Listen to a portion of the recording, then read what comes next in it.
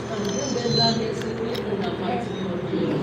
For every person you are going to use today, Father, we pray that you will use them mightily in the mighty name of Jesus. Everyone that will be a partaker of this meal today, they will be blessed in the mighty name of Jesus. Everything will go smoothly in the mighty name of Jesus. Your name and your name alone will be glorified at the end of this program in the mighty name of Jesus. We pray that every voice that will speak here today, you will give them utterance in the mighty name of Jesus. We pray that the end of this program will even be very much more good and great and marvelous in the mighty name of Jesus. We pray concerning every heart that is coming here today. We pray that you open up the hearts and you bless them indeed in the mighty name of Jesus. Lord, take control of everything we are going to do here today in the mighty name of Jesus. Let your name and your name alone be glorified at the end of this event in the mighty name of Jesus. Thank you, Jesus, because you answered our prayers. For in Jesus' mighty name we are praying. And I hear louder, amen. Amen. Amen. Thank you so much. Again, I would like to especially appreciate the winner of this platform, Dr. Tim's for creating a platform and a space for women who can grow, learn, and know support each other. So before we enter the main business, please, I want everybody to just stand up. Stand up, please. Music. Just go and look for someone that you've not met before. We are going to dance. We are going to go and meet someone you don't know. We are going to dance together for 5 minutes. And while dancing, you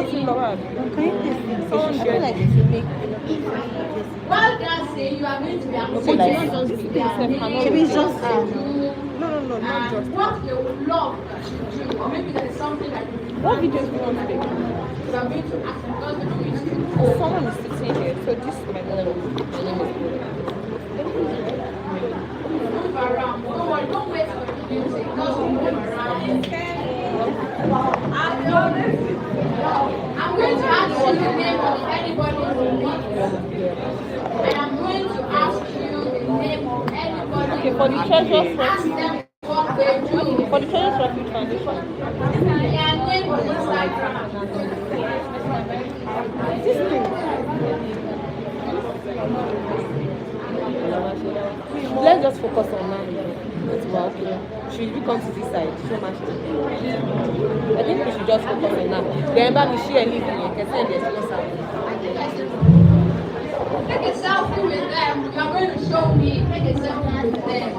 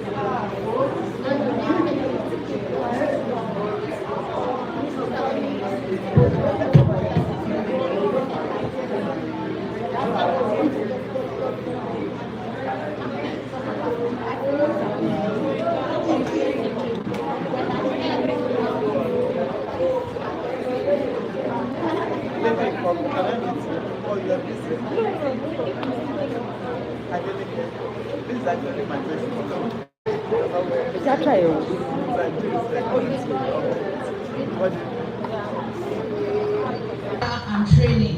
Accompanying Care Corporate Hospitality Services has collaborated with major Nigerian brands, including UAC Foods, Airtel Nigeria, International Brewery, Mnet, and the Oyo State Government, the Royal Palace of the Oyo of Ife, among others. Kemi currently spearheads production as the head of production at Care Media, collaborating with renowned brands. They've crafted memorable adverts and TV shows that resonate across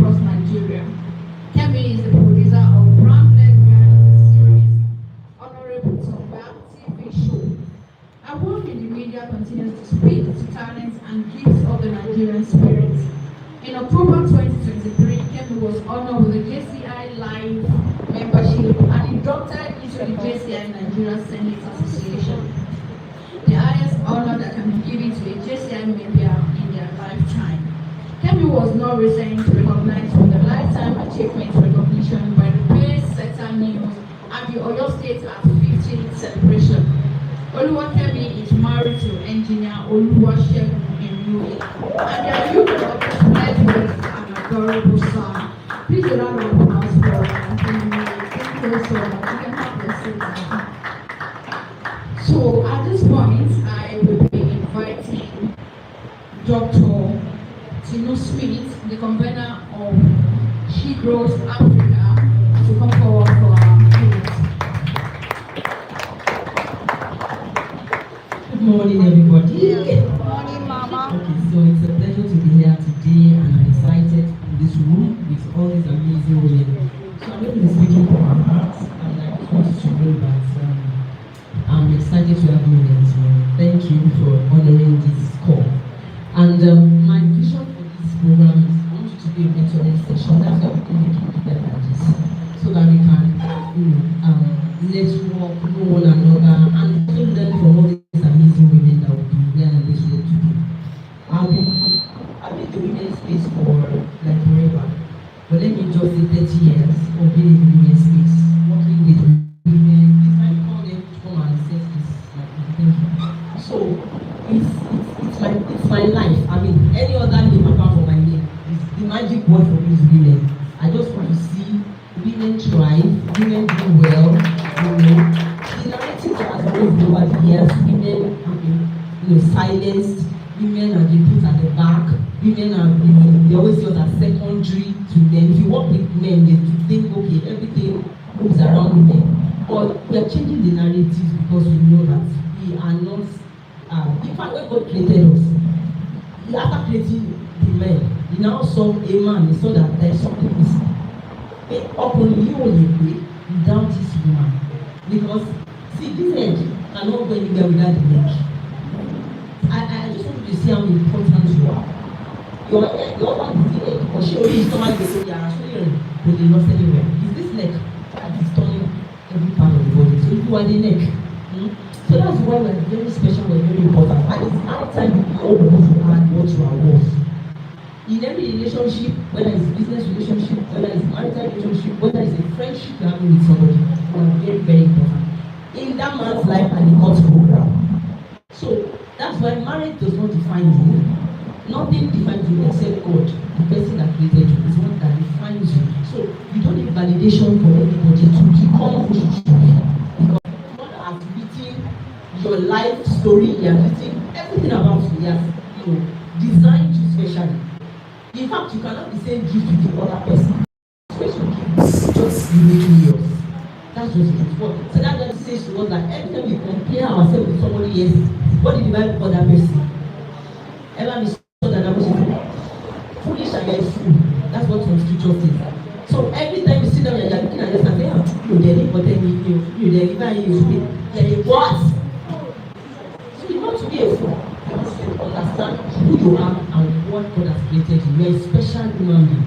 You carry grace, you carry special gifts that nobody else carries. Because when God was designing you, He designed you specially. I'm amazed at God's creation. See, and that's why every time you go to the bank and they tell you to put your thumbprint, my thumbprint is not your thumbprint. It is totally different. And that's what makes you special. Do you understand what I'm saying? So from today, I want you to see yourself as such.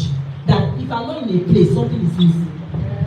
If I'm not there, something is missing. Do you understand? And that confidence cannot be bought in the market. You have to own it. You have to see yourself. You have to believe. That's they never want to pay on before our safety.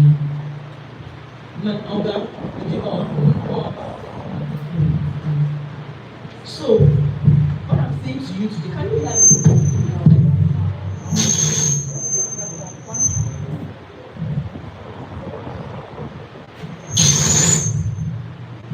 So, can you hear me? Yeah. Yes, thank you. So, what I'm saying today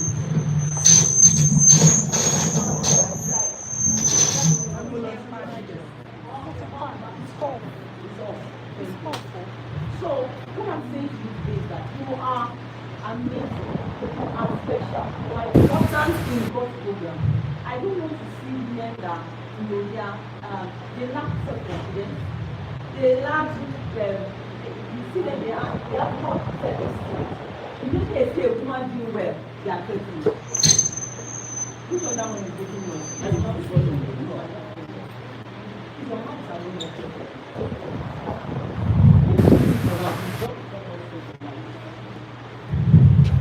What is he making of? Calling my food. So what am I saying? I don't like my feelings that when you see other women doing great things, that still is spoiling. They are the one that will sit down talking about that woman, saying things that they should not say. It's just because they have no self-esteem and they think, what it was, she's doing too much. What is the meaning of that? I don't have any meaning. You are supposed to be too much. You are supposed to be too much. When that means you are answering to your call, everything God has put inside of you, you are backing it. You are not looking at anybody. Because you don't have any business with anybody, you have only business with God. That created you. You look here, I don't want to see men that are laid back. Financially, they are laid back. Maritally, they are laid back. No, that ever has gone. It has passed. You need to rise up. Inside your life, there are gifts outside. You cannot become anything without expressing yourself. Every relevance you are going to have in this life is inside your life, unfortunately. That is how God has made it. And people say, I will tell you, the story of the Bible, there is a case in the Bible about the talents. Have you read it before? The talents, they gave somebody 5, and the other one they give how many? And then they gave one. That person now took only one to work for a lot of social. Now this is what?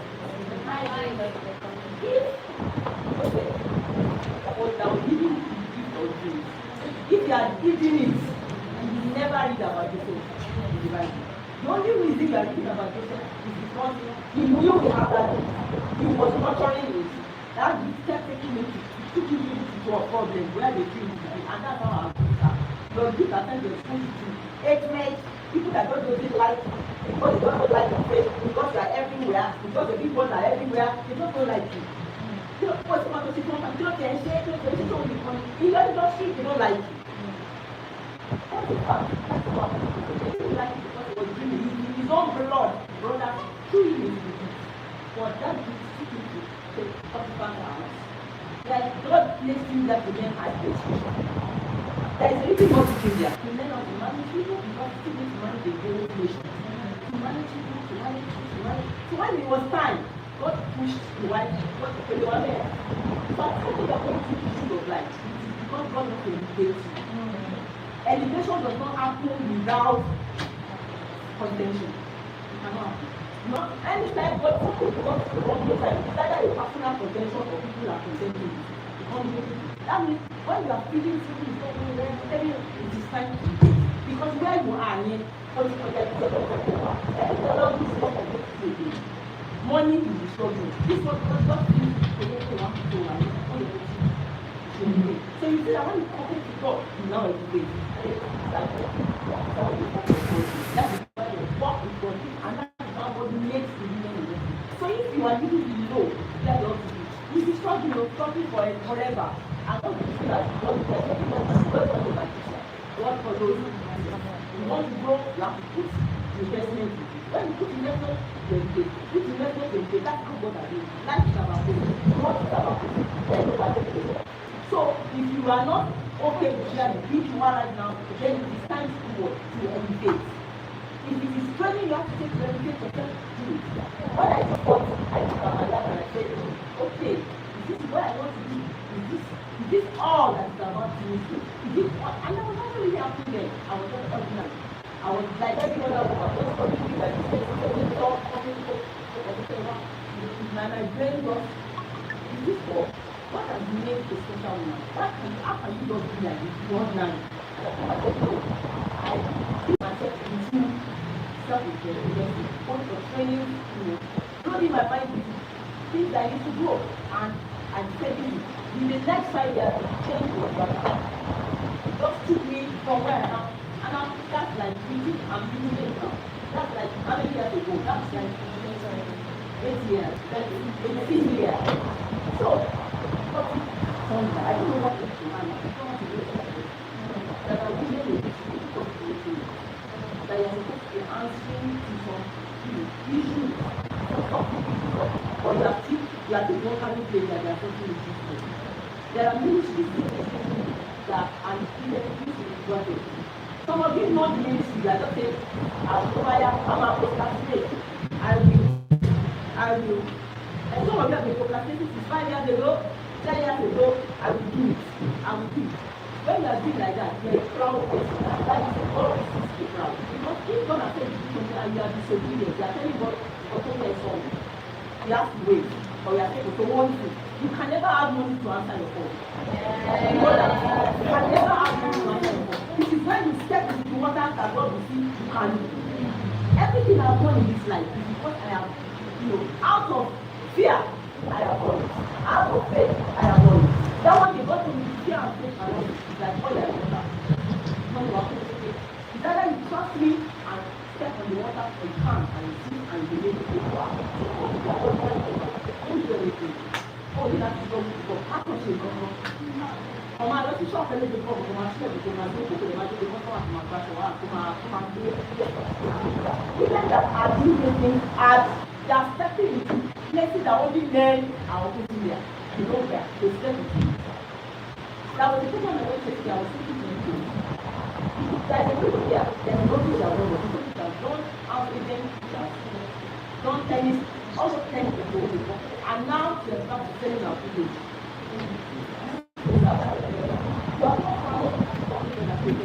All these things are doing, they are just in survival mode. And some of us are doing this from our own everything is about that. But there's a point to get like that to be not accountable. And you cannot do that except you find that thing God has called you to do on this earth. What is that thing? We are found by God. And it is entrepreneurship, and I will empower women as much as I can. That is my own. Find your own. Some of us here, even on this social media, see what our children are seeing every day. For some of you, the writing books about children. You on social media, posting different things that children can open their and see. You know, like they give you people like they give you how to sing, you know. Everything God has given you, you start for you. God will ask you. They will ask you how many things you have. They will ask you how many houses you do. What will ask you? How many lives you do? The gift that you do. You know that talent when that man came back, the man that did it, he asked how they use it. He asked how they use it. The nations are waiting to be touched by you. The nations are waiting. I know some of you there, you are only born. The nations are waiting, and what is it? The world is so dark. Because don't forget that we're supposed to shine the light out. You to shine. The shining inside the church, light shining to light.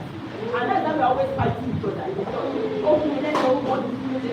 Because your calling has not taken you over. I do not see anybody that is not seeing in the church. Let them watch you. I do not see them. Because I am focused on where God has called me. I don't care. You say what I say, this is that your body. It's not my own.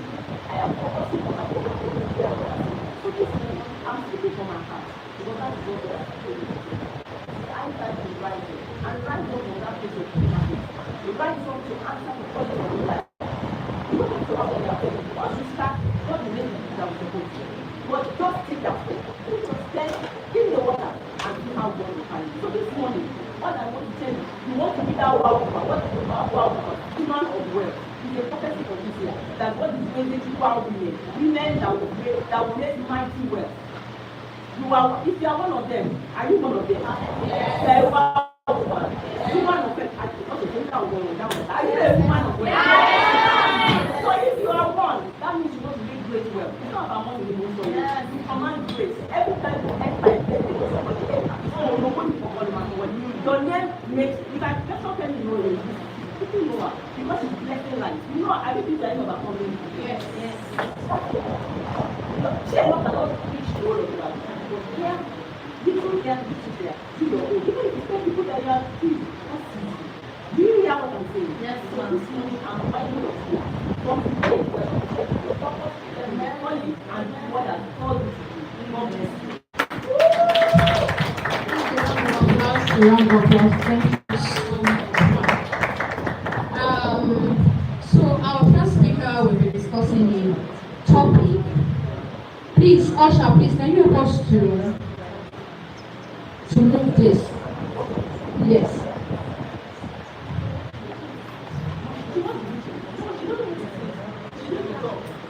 The next spoke now. Oh, okay.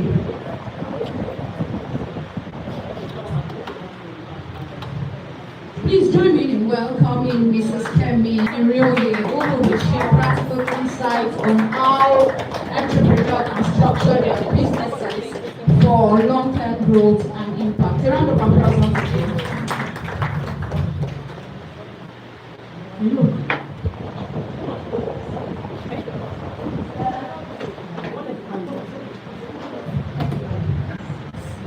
Can we hear me? Yes. Thank you. Good morning, everyone. Good morning, Mommy. Thank you so much for the honor and the privilege. Thank you for the honor and privilege to speak on your platform. Thank you for being such a trailblazer and for everything that you've done over the years for women and for women in particular. Please celebrate Mommy on my behalf. Thank you for this invitation. My tribers, where you have? My tribe people, yeah, I see you, I see you. Thank you. Hey, sis, good morning. It's good to have you here. Thank you for always showing up for me. People don't make me feel alone when I show up at these events. The joy of seeing somebody from KIF always gets me going. All right, my time is very limited this morning. I prepared this conversation for 30 minutes, and even when it was for 30 minutes, the 30 minutes was very short. So, and now Mommy wants me to use 15 minutes. So, I'm receiving the grace to compress everything that I want to say. So, I tell people when I speak that I'm a teacher. I was raised by a teacher, even though I'm not a teacher by training. But I think a part of that came into me. So, when I speak, I'm more of teach than just speaking. So, to make things fast this morning so that I can do at least 50 or 60% of what I'm putting down. The problem with teachers is I want to be sure that you get what I'm saying. And that makes it take time. So if I feel that you don't see, my tribals are smiling because they know. If I feel like you're not getting it, I'll keep staying on that point until you get it. But the moment you get what I'm saying, please just say, or nod your head so that I will know and then we can move very quickly. Agreed? Yeah. May I see you? Good morning. All right, so I've been asked to speak about creating a sustainable and scalable business, which is very, very profound. You know, like 5 or 10 years ago, we started this movement of women should do more, we should not just sit down at home, we should do a business, blah, blah, blah. But what Dr. Timu did not tell us is that business is hard. What they did not tell us is that when you are not a rich kid and you don't have money at home, to actually do some things that they say we should do is more difficult than we think, right? But also, it is doable. And that's what I want to show us this morning. I like to talk from my experience. I like to talk from some of the things that I have done in my short years on here and use it as a source of encouragement. Now, what is a scalable business or a sustainable business? For me, it is a business that can grow consistently, both financially and operationally. So when we think of scaling our business, what comes to people's mind most times is, oh, I have just 2 members of staff today. By tomorrow or next day, I'll have 10. Oh, I'm covering Ibadan today. But in 2027, I'm now covering 5 states. People are getting cold on you, yes or no? Yes. So that's what we think of. But scalability or sustainability in our business is not just about the business visibility being big. Is your operations scaling as well? Is the finance sustainable? I'm sure you must have heard that some people, it was loan that they took and then the business crumbled. And you know, that was where that fear, if you're afraid of taking loans, then raise your hand. Me too. Because all the stories that we've heard, you know, meanwhile, you would have thought that the business grew to a certain extent and the money. But when they got the money, it became the end of the business. So when we are talking about sustainability and scalability, it's not just about the business being big in terms of operations. It must also be growing consistently in terms of finance. So now let's break it down. How do you build such? Who wants to build a scalable business? Okay, thank you. Media people, let's make this. I think I want to see my. Now, if you've gone for a business conference, a training about business, raise your hand. I thought more hands would be helpful. Because there are some things that I don't want to bother talking about because I believe you are smart. See, that you even started a business and you sat down and you thought of something. You are smart. So I will not bother talking about some things in terms of, oh, when you want to start your business, what should you look out for? We know that already now, Abby. Thank you. So now what I want to talk about is our value proposition. And there's a reason why I want to talk about that. Look at that business. Whatever I'm saying this morning, please try to imagine it in the context of your business. In my business, in Kia Caterers, in Kia Group, what value are we proposing? Do we have a clear-cut value? And I'm building on something. I'm sure your answer will be, I have value. Okay. What problem are we solving in my line of business? Who am I solving it for? And why should they choose me? See, everything you ever do in that line of work will be built on this value proposition that I just talked about. And you need to be very clear about it. And I'll tell you why. Kia Caterers is predominantly, you know, I said I'll draw inferences from things that I know. So I might not be able to give you examples in fashion and all of that because I don't know. Kia Caterers is predominantly an event catering. What problem are we solving? Providing excellent event catering without stress, without, you know, all the chaos that comes. I don't have time. I don't have time to go into details. Who are we solving it for? People who want to have events that are seamless and are willing to pay the price. What that does is that if you come and meet me tomorrow and you say, Kemi, I want to open a restaurant at Mokola, what do you think I should do? Does it not mean that I should think twice before I delve into it? Do you understand where I'm going now? A lot of us, our focus is not our focus. The same you, we come today and braid hair. And then we do that hair for 2 years. And then we'll see our friend that is selling perfume. And we realize, every time I go to a shop, they are always buying perfume from this lady. Perfume don't buy. And then next thing, Tima, saints, okay, no, it's Tima saints, so that it's not like that. Oaks and something saints. Then you now start to, you do that one for 1.5 years. But they are doing it, you be like, it's not even moving. Then before you know what is happening, you switch again, not like the fashion, then you go and do 1 6 month course, wuru to the answer. Then you go. When the business value proposition is not defined, you are easily swayed. What mommy said about survival mode, you are swayed by social media posts, you are swayed by numbers, you are swayed even by conversations in places like this. So you come to a conference like this, somebody comes and, you know, the person is throwing numbers here and there, and the next thing you're already thinking, I'm a failure, I'm not doing well in my business. Our journey is different. What value am I putting forth? I don't expect my content to have 1 million views like somebody who is an influencer. But most times when we compare our content, you forget that that person's primary value proposition is influencing. Not even, and I'll give you a typical example, Vicky James. I tell people that don't tell me Vicky James is a fashion designer. Vicky James is an influencer. So if you are a fashion designer and then you are thinking, oh, don't know my blog with Vicky, see how many kinikantoshi. You think she's sitting down to sew like you? You cannot be. Abi mami say eyan le ma gé aṣọ kó wá máa ráyè kó máa ṣe kini kò possible. So the moment as a fashion designer I start comparing myself with the DJs, I will miss it. Because the value Vicky is pushing forward is not the value I am pushing forward. My own value is mo fẹ́ ta aṣọ tó máa wọ̀ tó máa mo ṣe ready to wear mo ṣe.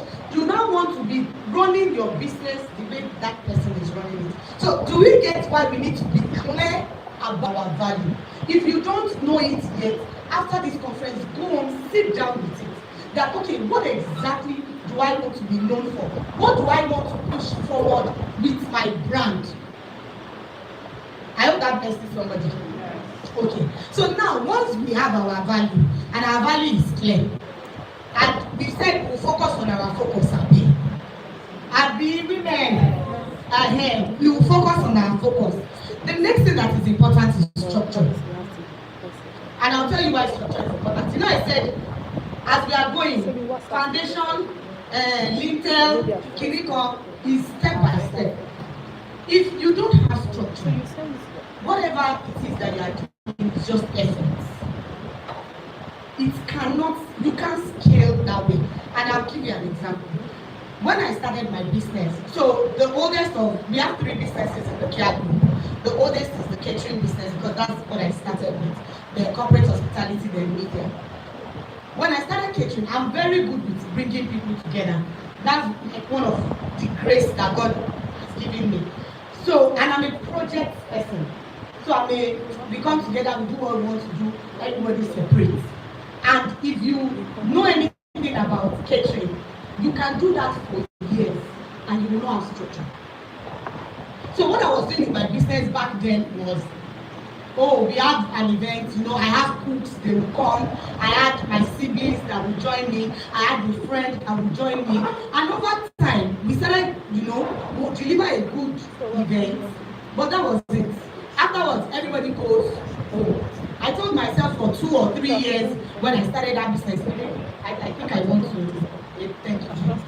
I told myself for 2 or 3 years after I started that business that, you know, for someone, like from which money will I, who is feeling like that right now? Like, feel like from which money will I now have somebody permanently? Let me just use this, my sister.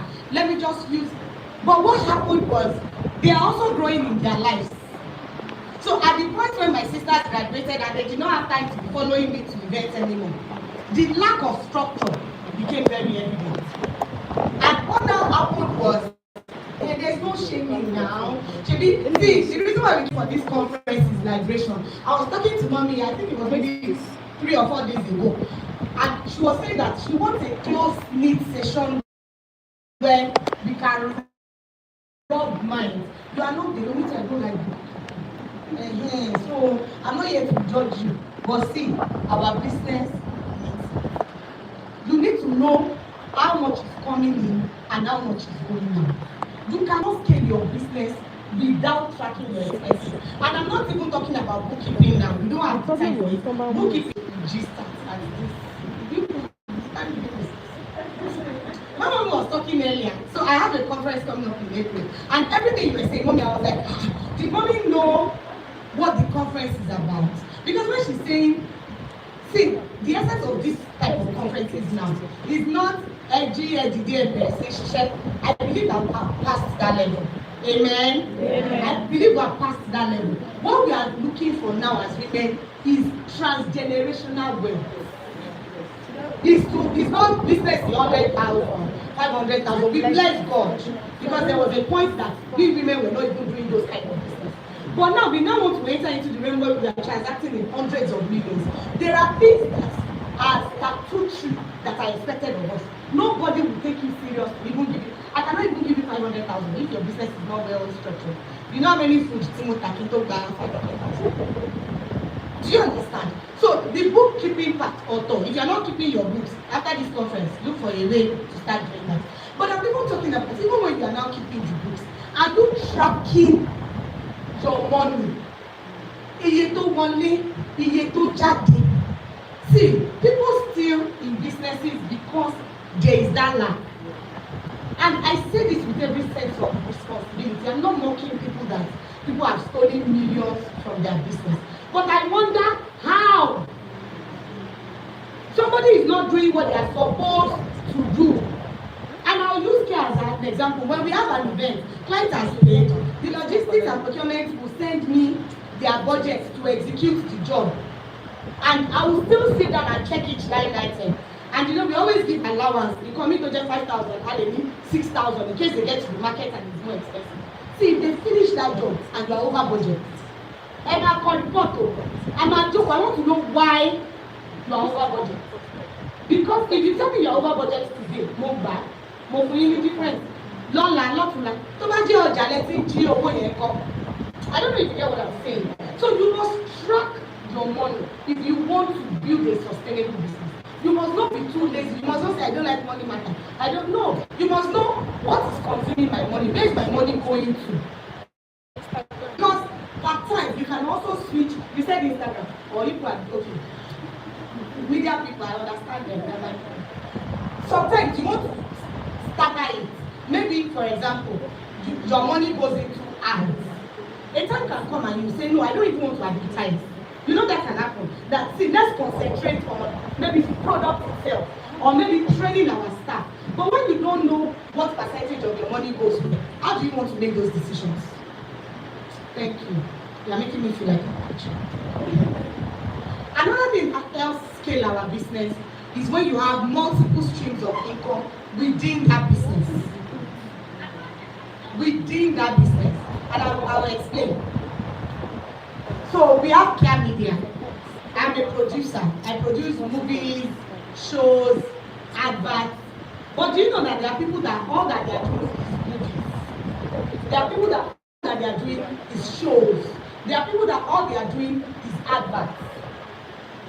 But I created those three because almost the same formula works for them. I just need little changes in my crew and I can shoot an advert. I just need to have some certain things and I can shoot a show. So, see, I watch a movie, show I wale, see show I wale, advert I wale. See, it looks like I'm losing you people. They will soon chase me away. Like in catering now, you know I told you that we are event catering, which means we are busy the most on weekends. But Monday to Thursday, we are not doing anything. So we have to sit down and think, what can we do? Why should we be sleeping at home Monday to Thursday? So what else can we do? Oh, a Jashin food tray. Do you get? So I'm using that as an example so that you can then streamline it to. So many fans can say, maybe you want to be selling poultry waste. It's different from raising the hens. It's different from selling eggs. It's different from, you can decide to say, oh, I'm raising pigs and all of that. You want to cut the meat and portion it. You know, that's different from actually selling the meat as a whole. I hope I have explained. Our mothers practice this thing a whole lot. You see tailor, one matter material there, owu, thank you. So you can go and pick. So look for multiple ways that your business can make money. It's one of the quickest ways to scale the business. But in looking for those ways, go first with the ones that can work on their own, almost without you. And I will explain. If you are still the one that will start and finish the process of that thing, you know that it becomes difficult. Scaling is multiplying something. So don't go for something that you still have to be physically present. Or you still have to do it. It's something that you can do and then send out. Or you can do a lot of it down. And then people just say they want, and so you can pick a day, what produce, and keep it down. Does that make sense? Okay. Another thing that is very important if our business will grow and if it will be scalable is that we need a strong team. You need a strong team. But my definition of strong is not about putting people together. It is the character of the people that you are putting together. I say something. I hire for attitude and I train for skill. I hire for attitude. Because you see, one thing that you cannot, you never say never, but one thing that is difficult to train an adult on is attitude. You spend 25 years of your life having a bad character. How did I change you in 5 years of being in my organization? It's almost impossible. And see, one of the things I tell people now, before I used to have time, if you are stupid or you are busy, sorry, if you are not used to me, they know that's I'm very blunt.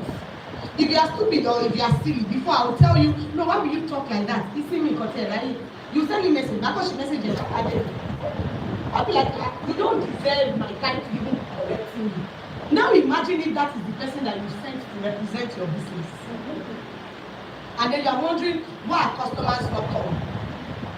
Because the person that picked the call sounded like she's doing me a favor because I want to buy ready to wear from you.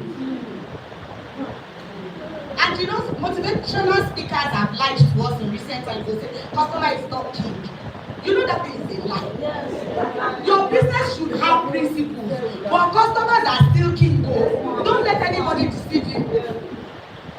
All these people that will be arguing with customers, you bring customer on social media that are dragging the person. There are some things back on the social media I cannot patronize you. No refund. I cannot remember. They now put that X like this. No exchange, no refund. No matter how lovely that thing looks. Because one of the things that will keep your business going over the years, I'll still get there, is your customer experience. A happy customer is tomorrow's brand. And they become a marketer for your business. So what do you mean customer is not king? Yes, maybe I'm not saying allow people to walk over you. No, but how people will not even walk over you is a function of your own structure. Do you know that more than 60% of the fights that we have in business, we have them because of the structure? You did not tell me we pay kì í ṣí lọ́jọ́ Saturday. Mo wá déwájú shopping mo fẹ́ wá jẹun like I say ní 8 o'clock. Ṣé yóò ní yàn lé? Ṣé mo ti máa àdọ́sí have you not seen people at that time? But you were not clear that this is the process. Can you see why the structure we talked about earlier? If you want people to treat you with respect, with regard, it's also how you position yourself. And what we're talking about was building a strong team. So attitude is very important. Even if you don't know how to do the work, if your attitude is right, I can teach you. But if your attitude is not right, there's nothing I can do about it. The person that came with me today works at Care Media. She's our production assistant at Care Media. She had no business coming for this event. But because auntie needs my help, because there is character. You know that there are some people that they say it's not in my job description. You send it. Once I encounter people like that, their job description they recommend it. And there's no sentiment. Because see, when you spoil my business, you go and get employment somewhere else. Me, this is all I have. So when people tell me I'm tough with my business, I say, are you joking? This is my life. I have spent 20 years of my life building this thing. You work on not worry. 200 about to build it's not that hard. But another thing I've also learned, and this will help some of our older folks, is that it's not enough to not hire somebody with a good attitude, especially when you're working with Gen Zs. You need to communicate clearly. I don't used to like Gen Zs. I dislike them. And to think that our age is not even that far. But no God dislike it. But in recent times, I've made fantastic Gen Zs. And I realized that the bulk of the problem is that with Gen Zs, you need to be clear. When they understand what you want them to do, they will do it. But you know, a lot of us, we just especially we just check where come away because that's how we were raised. Tell me, when you were young, mommy Basheba, you already know what your mom is saying. But I'm doing like this, my son is saying, mommy, what's wrong? I'm like, what's the emotion or more? What does that mean? You know, we didn't want him, he comes home with friends a lot. And we didn't want him to be coming home with friends in recent times. We were having that in the family meeting. My mommy said, you people cannot come to my house again. My mommy said, don't come. Because that's how they are. So we have to explain that, see, you just bring your friends on us. Oh, this is what we need time to. it took us time to you know what I'm saying now? It took us time because they will just as some of they will just see us on it. Mommy, can I follow Dela home? You did not tell Dela's mom that you are coming to the house. That's the era we are in. They want you to spell it out. So as a business leader, it's not enough for us to just expect people to understand. That era has gone. You need to communicate. You need to say that no matter how busy I am, Tuesdays every week, my staff know that I am in the office. And I can listen to any silly and stupid question that you have that. That's the only thing I will not abuse you with. So we're alright. I had to carve out that time because I cannot build when the people I want to put to work don't understand. Abi, Shemi Tabasha and Colin, they used to have architectural plan. Because without that, they don't know what they want to build. So you must communicate clearly with your team. Another thing that is important is that even if it is one person, you know I'm saying team. Your team can be you yourself and you know now. And your team can just be two people. But build your team for leadership, not as workers. I'll tell you the difference. A worker is Abeni farm. Give me, what do you do, man? What do you do on the farm?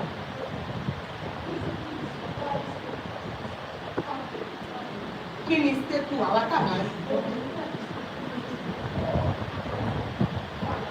Okay. So you grow the rice, then you bag it. And then you say, okay, thank you. So let's use your father rice. Please celebrate Abeni house. Let's use your father rice as an example. So workers, they expect that Latin, see, our older business people understand.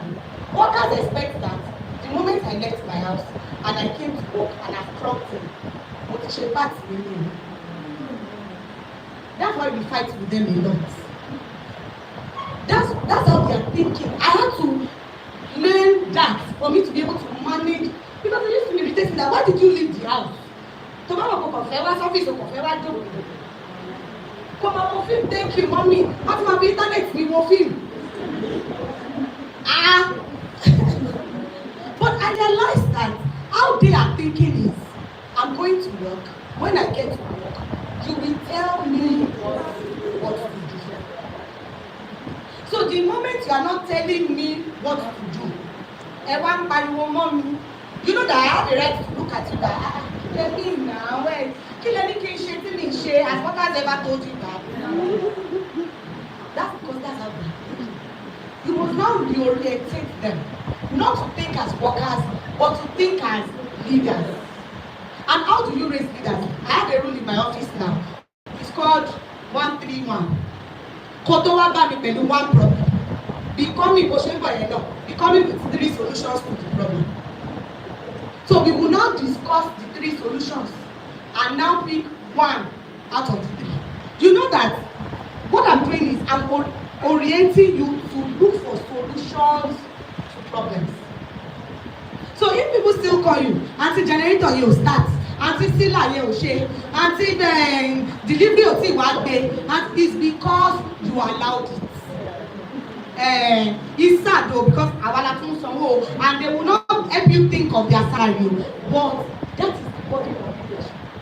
They are like that because we did not raise them. Remember what they told us in Yoruba land now? Come on, Yusuf money, come work go the leader, go live when. So the next time the generator goes off and they call you, you say, oh wow, sorry about that. Kilo feel cash. Mama, come on, oh, them are annoying when you start. Because for some people, if they are very smart, you wait for them for 5 minutes. 5 minutes of my time is a lot. In 5 minutes, what you don't know. And you are smart, 10 minutes, tell you 15 minutes, tell you you can be tempted to even say, you know what, answer the leave my law. But you must refrain from doing that until that person thinks through it and comes up with a solution. What will happen is, the next time, the person will be more confident. And what that also does is, there's a sense of fulfillment that comes from solving problems. Do you know? There's a sense of fulfillment. So they begin to experience what you experience as a leader, that sense of fulfillment. So, oh, boss, what happened at an event lọ́la? Ẹ̀rọ àkókò sí boss by 50,000 lání by boss. So, what do you think? Lọ́mọ Bali, and I will hold my hand. What I now do sometimes is, if that thing is important, I will now create a solution as backup, just in case, because you know there are some things that you cannot afford to toy with. There are some aspects of your business that if they don't come up with solution, you must come up with solution. So I will have that backup, but I'm still waiting on you, because I need you to transition from being just a worker to being a leader. That is when you can help your business. I've given more than 15 minutes. Did I still have time? Okay. So when we are clear about our value proposition, we have built structure, we are tracking our money, our staff are well behaved, and you know, when I'm talking about the team, to feel more how you want the team to appear, you must teach all. That is the hard work of business. To feel more kilo share. So at Care Caterings, when you get to an event, there's the first thing you're supposed to do. In fact, it is from that thing too. Because one of the things we pride ourselves in is the customer experience that we give you. You don't come to us and then, you know how local bash mama thing. Events to 3 days. Mommy, when do you Shabola Gusi and come let Gusi? As you do, mommy, you see mommy is laughing because she dealt with Olokpo a lot. Get and patronize. Olokpo, one day to the event, once mama be a question, once mama be a question. So it was one of the things we decided not to do when I entered into the business. So that value proposition that I told you, those were things that I had to sit down. If I had time, I would have just said it plenty. Those were the things that we had to sit down and carve out for ourselves. So if you have all of that, what next is important is visibility. And visibility is not sponsored at Instagram. If you have ever had a sponsor that, raise your hand. Glory, hallelujah. Excellent. If you are in the team that feels sponsor that ads don't work, say hi, clock it. It's because we think all there is about visibility is sponsored that on social media. That is not true. Visibility is about showing up and showing up consistently. At one place that you can show up that they will not charge you anything right now is where? Social media. Social media. No. Social media, no, but I run that. But yeah, if you think, don't run last year, no, the customer can come. Let me. It's where? Who said WhatsApp? You're in my tribe, but I owe you. It's WhatsApp. What of us are there? Start from your WhatsApp. You will be amazed. See, when you start 1 month, 2 months, nobody will see anything. You even think that people are not seeing it. Then one day you just go outside and you meet somebody and the person say, nurse, that post that you did, you not be like, hey, so you are seeing my post. Visibility is about pick a platform that you want to be showing and show up there consistently. Enough of this, I don't know our Facebook, Instagram, TikTok, it's good. You can open the pages. But think about it, it's only you. How do you want to sustain all those pages? Brands and companies that you see that have those pages, they have an entire marketing team. Or big 10 people. Brand me 5 people. That is what they do. You cannot do that. But you can pick one platform that works for you. I tell people when I meet people, I say my Instagram is my most active platform.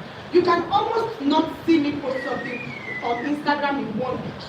It's almost not possible. That is the platform I have chosen. I'm on TikTok, but I'm not as active on TikTok or on Facebook as I am on Instagram. So pick a channel for your visibility and be consistent with it. My time is up. It's been so wonderful spending time with you. Maybe we can answer, we talk about the other things. That was insightful. Please a round of applause for Anna again. I love how she broke down. But Auntie Vigency, what did we do for you? What is our offense? And that was beautiful. And I love how she broke down the how to build a sustainable, scalable business. And like you said, some of us we run our business through what we see on social media. You see someone doing a business, and do you know that some people do fake orders? Yes. Some people have a group that they will tell you that once they post anything on their social media, go and comment there and say, oh, I've used this product, it is very nice. Yes, they have a group, they will pay them at the end of the month. Yes, they will give them like 2,000 naira. So your own job is go under the comment, say, oh, this product is the best that I have ever used in my life. And you, yes, and you that you are still struggling, you see that and you feel like, oh, you are not doing better, you are not doing well. So most time people feel through what they see on social media, and like she has rightly said, that you just start and make sure you have a structure. Some of you will say you want somebody to mentor you. You will go there and be copying what they are doing. You want to copy what they are. It's not that some people don't need mentorship. They are looking for who to steal their idea. You want to steal people's idea, and trust me, your business cannot grow because the person that you want to go and learn from, trust me, she will not tell you everything. You think people will tell you where and how their business is giving them money? No, they will not tell you. So if you go with the mindset that you want to go and steal somebody's idea, you are deceiving yourself. So please, once again, a round of applause for her. Thank you so much, and Kemi. That was wonderful. So right now we have we have questions, but I think not now. Should we do the question now, or we should do our own part then later? Let's do a question. Oh, okay.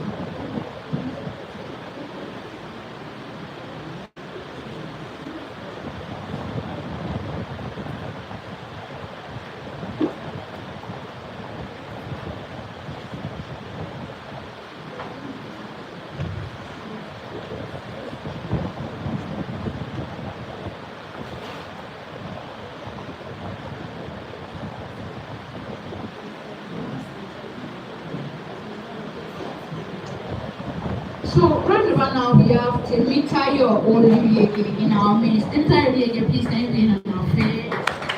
Please a round of applause for her. So I'm going to be reading her profile. Temitayo Oluyege is a passionate Nigerian entrepreneur, fashion designer, and advocate for sustainable fashion. She was born in Akure, Ondo State, and raised in Ibadan, Oyo State. She studied industrial chemistry at Adekunle Ajase University and later earned a master's in analytical chemistry from the Federal University of Technology, Akure, from 2015 to 2017. Temita developed a love for creativity and craftsmanship. During her university days in 2014, she founded Made Culture, a fashion brand focused on men's wear, grooms' outfits, and unique bridal accessories. She serves as the founder and creative director, and at Design have staffed top personalities, including former Vice President Professor Yemi Osinbajo. She has received training in entrepreneur and business from top institutions like Cornell University, via Bank of America, Angkor Global University in South Korea, and the African Women Entrepreneur Cooperative, AWEC. Over the years, Temitayo has won awards, including FCMB Flex Your Creativity Award in 2017, International Beauty Kickstart Award in 2019, National Youth Entrepreneur Award in 2019, Mo Balo Fashion Leader Award in 2021. She is deeply committed to youth empowerment and sustainable fashion. She runs training programs for young people, mentors entrepreneurs, and promotes upcycling and waste production in fashion. Her work supports the UN Sustainable Development Goals, especially in education, decent work, and responsible consumption. Temitayo has appeared on TV and radio platforms, speaking on fashion, entrepreneur, and sustainability. Through Make Culture, she is working to build a global fashion brand that celebrates African heritage while tracking environmental challenges. She is happily married and continues to inspire the next generation through her work and impact. Right over now, please let's welcome Temitayo Oluyede.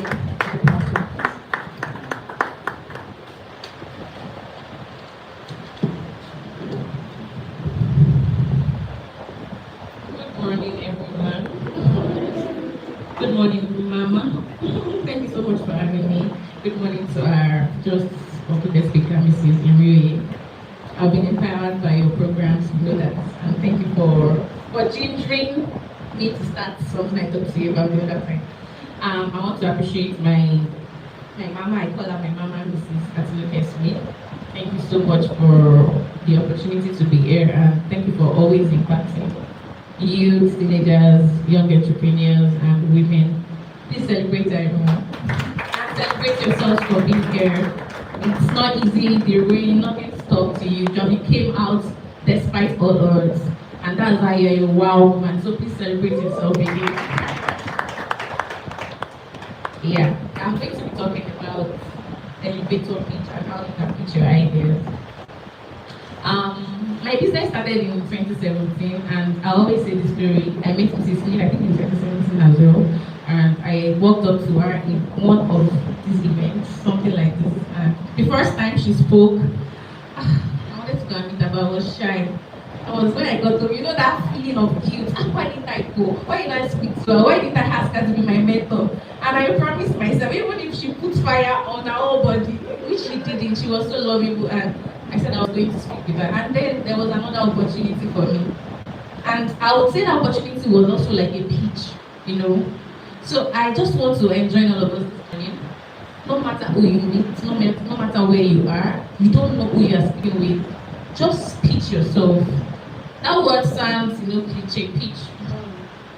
But just tell someone next to you the best of yourself, Do not be ashamed of what you do. Do not be ashamed of who you are. Do not be ashamed of the level you are right now. Because the beginning is just sound little. You never have an idea of where you are going to. And I walked up to her that day and I said, "Ma'am, I see myself in you, everything you talked about, you're a fashion this, you do this mentoring. I just see myself in the nearest future. Can you please mentor me?"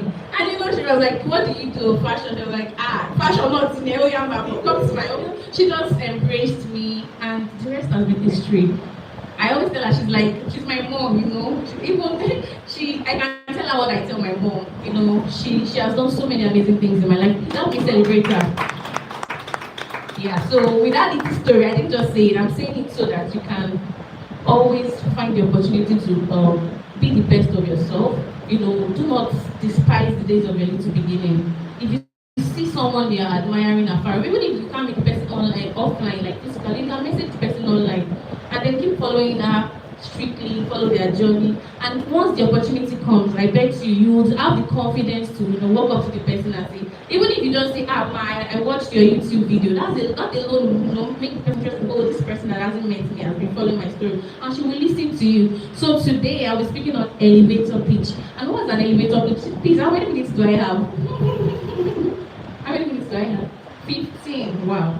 Okay, well, since it's a pitch, I'm going to be pitching it in a pitching way.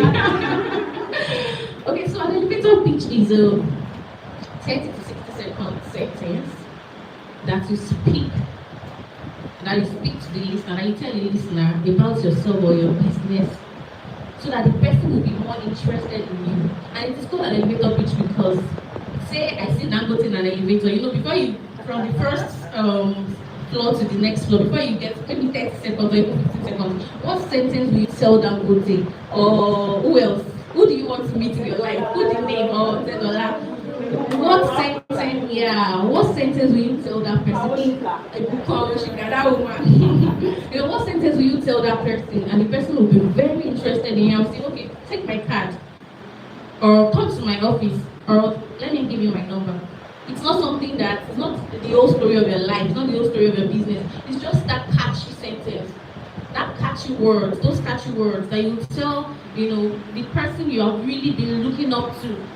And the person will give you a second chance. Okay, let's have a meeting, let's have a dinner, let's have a lunch, and we'll talk over lunch. And then your business can be sorted for life. Even you yourself can be sorted for for life, or you can be given an investment opportunity that will sort you for life.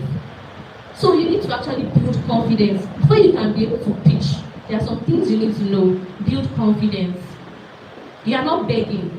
You are not begging. You are pitching. You are telling the person. You are giving the person's reasons why they should invest in you, why they should, even patronize your business. It doesn't have to be grant alone. Why should this person patronize my business? How do you do it? So to pitch your business, there are some simple steps you need to take. The first thing is tell the person who you are. My name is, be very clear about it. Don't say my names are, or don't say I am Unicorn. Just 2 names, okay. Or my name is Doctor, Professor. You don't need all that. Just say my name is this, that. And what do you do? So the first thing is who you are. The first thing is tell them your name. That's who you are. Then what do you do? I am the founder and creative director of Make Pictures. Very simple.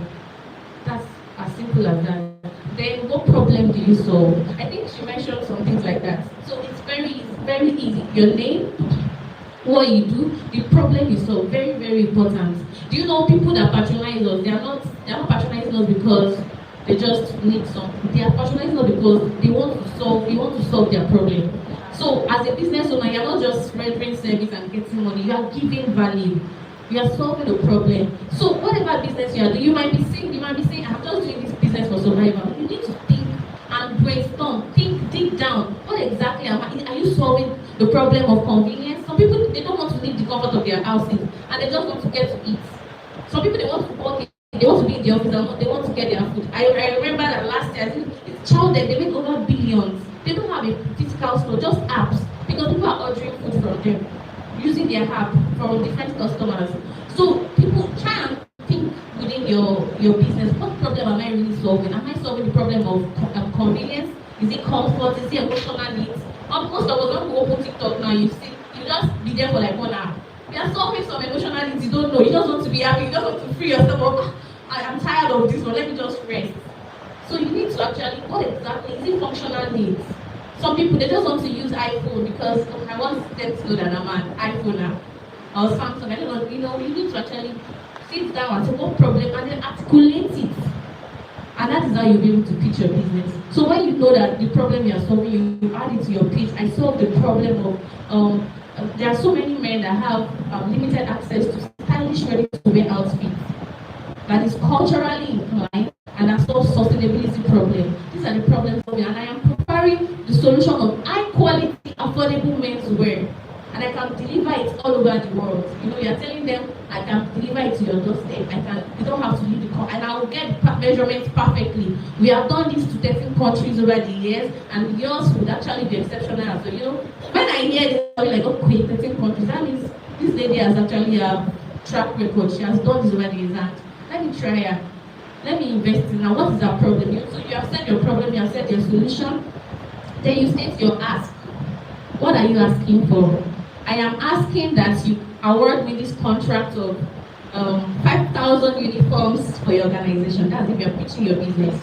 I'll be like, okay, this lady has done this over the years. She has done this over the years. Okay, let's try it. You can try her with 1,000. Then if you are pitching for grants, we are asking that you give us 5 million naira grants to enable us empower more staff, get more staff, train them, employ more people, then create more opportunities for like youth that want to be empowered, because we have free internship opportunities for youth and teenagers that are just out of school. That means you are not just solving problems, you are also making an impact. So if you are pitching for a grant, you should also include the impact you have done over the years. Say, okay, we are solving sustainability problems. So many environmental pollution out there right now, and this fabric waste we create from our production process ends up in landfill. So as an entrepreneur, fashion entrepreneur, sustainable entrepreneur, we are using fabric waste to create sustainable designs of outfits and accessories to solve environmental problems. You see, you are solving the problem, the real problem of the world, not just sales or products. So if you are pitching, you need to actually be intentional about the impact you are doing. How many tailors have we employed over the years? In the last 5 years, we've employed over 20 or to 50 staff. You've done something. You are doing your own little part. You are making people financially independent. So you should be able to be clear about this, these things you are doing. So I know that you might be feeling that this person, she's good. She has been doing it over the years. No, it started from a day. It's all so. You being in this room, you can change your destinies forever. You never can. So seriously, you can, because when I was exposed to grants, it started with just 200,000 naira grants. And since then, every year I've been winning grants. Every year. So you too can do it. I always want people to win grants so that at least they will be okay. Free money is good. Let's not lie. If I win 2 million or 5 million, no more I should my you know. So if you get free money, it will help you. It will help your family. And that's why I say when a woman is empowered, the whole generations are empowered because women they have empathy and they are hardworking. Nigerian women, I give it to us. We are here against all of you are here. Every woman, we are still here. So please celebrate yourself. And I don't want you to miss this opportunity. Just come here and go. Maybe this is a time for you to start applying for grants. Maybe this is a time for you that God wants to really empower you. The Bible says the wealth of Gentiles are hers, and truly they are hers. I always say, oh, our country, put the mama one back. I don't know about you. You know, grants are good, but then you need to actually have a structured business, as she has said. Very important. No grant or investor will give you money if you are not serious. And how do you show seriousness? Do you have a registered business? Do you have a business account? Or you run your business money in your personal account? These things are red signs for investors. They won't give you grants. They won't give you money. They want to, and then you need to track your expenses. You need to have a financial record. How much came in this month? How much did I spend on fuel? You know, you need to track everything. Because when they ask, what will you show them?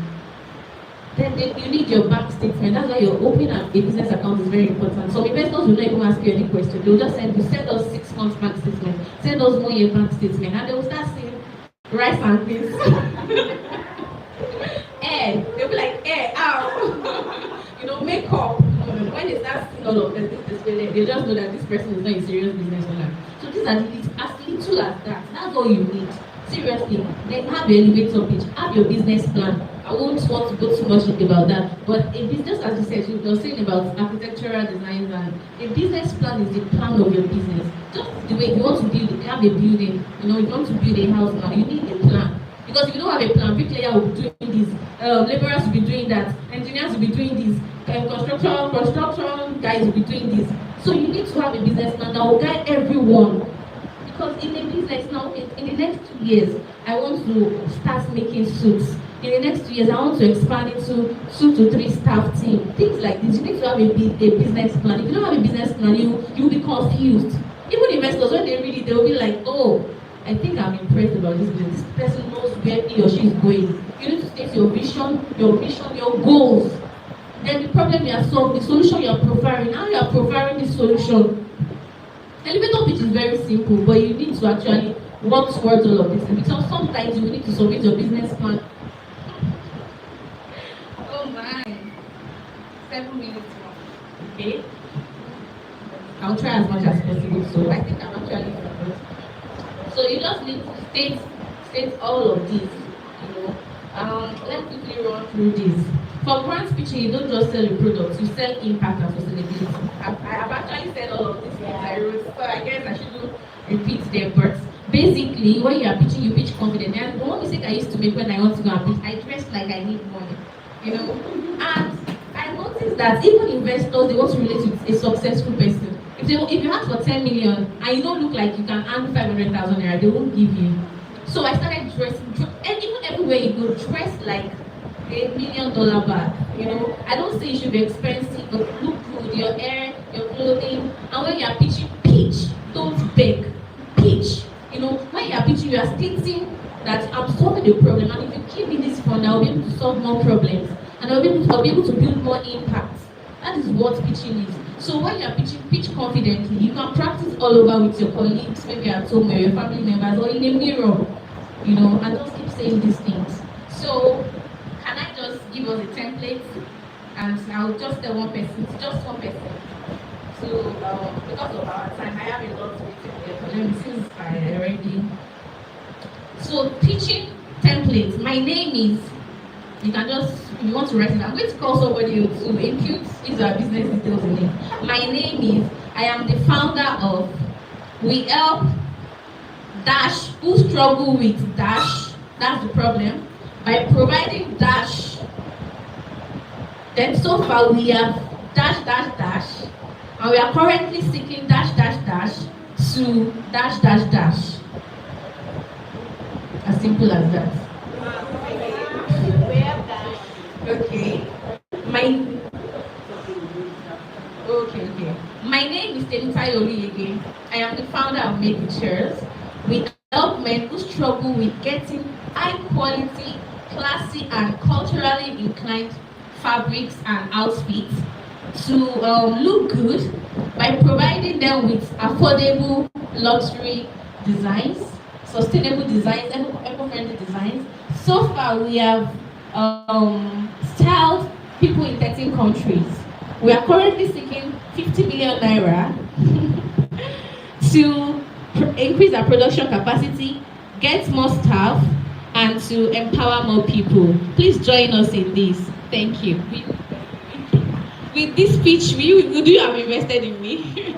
Okay, let somebody please. And then, sorry, let me add this before the person. You can also add a story. You know, you can say, while growing up, I struggle with maybe skin rash because of this, and because of that, I researched, went to a training and found out that this is the cause. Because of this, I went to learn how to do this, and now I make creams that, makes the skin clear, free of pimples, free of this, free of that. Or I help busy moms to, take care of their children, or to eat healthy, or to take care of their baby skin. Just look for a story around whatever you do. Or you can say, my great-grandmother died of diabetes, and because of that, that's just a story, and because of that, I made my research and I started producing foods that could cure diabetes or that could prevent diabetes by adding natural this, that to it. With this, I have impacted over 5,000 women or 5,000 lives, and they've been cured of diabetes. So with this, just keep giving story around you. And people will actually they'll be convinced that, okay, this person is actually solving real issues, big time problems, and they will invest in you. So let one person just pitch for this. It's not difficult. If you can just use this little principle, you'll get better by the day. So someone please, the confidence woman, please. Oh, okay, so then, what of it after that we are done? Good afternoon, everyone. My name is Aoyemi Victoria Omowe, and I happen to be the founder of Zoe Foundation. What we do as Zoe Foundation is that we help students provide amenities to them. I grew up not having textbook in my secondary school, and learning was hard for me. And immediately my mom got me textbook. I picked up. So this made me understand that when students are in class, they lack writing materials and all. They tend not to pay attention to whatever the teachers are saying. So for the past 2 years, we've been able to help at least over 100 students to provide them with writing materials, school uniforms, sandals, and we are still hoping that by God's grace we will get people that are ready to fund the students. We still have students that they don't even have things, like they needed scholarship. We paid some students school fees also. So this is what we do. Thank you. What's your ask? Okay, my ask is that we are seeking partnership, sponsorship for the students. Thank you. And mentorship also. How much? Okay. We don't mind if we can get. Okay, so we are hoping for grants of 5 million naira for now. If with this we can help over 100 students, put them in schools, provide them with writing materials and standards. Thank you. Amazing, well done. You cannot build on this. Seriously, I love that your beginning, the way you started with the story. It captures the art, it makes you memorable. In fact, if the judges, maybe they leave, they don't judge immediately, the story will make them remember, oh, that lady that shape, So you need to be memorable. And one thing I always say, even in events like, it doesn't have to be pitch, like, come and pitch. They can just say, introduce yourself. I'm sure, did you do that when we started? Okay. If some people just say, my name is Sammy Taylor. Like, there's a way you can just introduce yourself and you are pitching, and somebody will be like, oh, let me get a number, or let me, I even check your IG or website immediately, and they will notice, when I need this problem, when I need this solution rather, I would contact this person. So it will just be simple introduction, or just, even if they don't ask you to introduce yourself, just face the person beside beside you and introduce you. Sometimes you just walk into a room, you will just go, no greeting, no sit down, like you are the one that's like I don't know, like you are the one that part all Nigeria's problem. When you come into a room, just simple courtesy. Give the person in your right, give the person at your left. Good morning, my name is this. What do you do? You know, that's all. That person. You know, they always say one person. It's always one person that will solve your problem. And they always say that you have the person you know has about 4 contacts to the person that will solve your problem. So you never can just open your mouth. Like seriously. I remember that when I started, everywhere I go, I always say, good morning, I make bow ties. That's how I started. Everybody, some people will make this of me, bow ties, just bow ties, what else? And I'm like, oh, I make bow ties to make your outfit. And I will tell them the benefit of just a solid bow tie on an entire outfit. And they will take my number. Even though when they see the passion in me alone, they'll be like, oh, let me help this girl. And every time, everywhere I carry my bow ties in my bag. I'm sure people remember that story. And my complimentary cards. Those are the days of little beginning. It starts with carry yourself, carry your business, be very passionate. Seriously, be very, if you are not serious about it, nobody will take you seriously. So be very passionate, and it starts from as little as just saying hi to the person beside you, just with a little smile, you know. Let's take our last person before I continue another part. Time up. Are you okay? Are you? Good afternoon, everyone. Good morning, everyone. My name is Bosinola, founder of Abeni Farm, where we supply safe staple foods to families and individuals. What we do as Abeni Farm is we provide safe and hygienic staple foods that are safe for you, for your consumption and everything.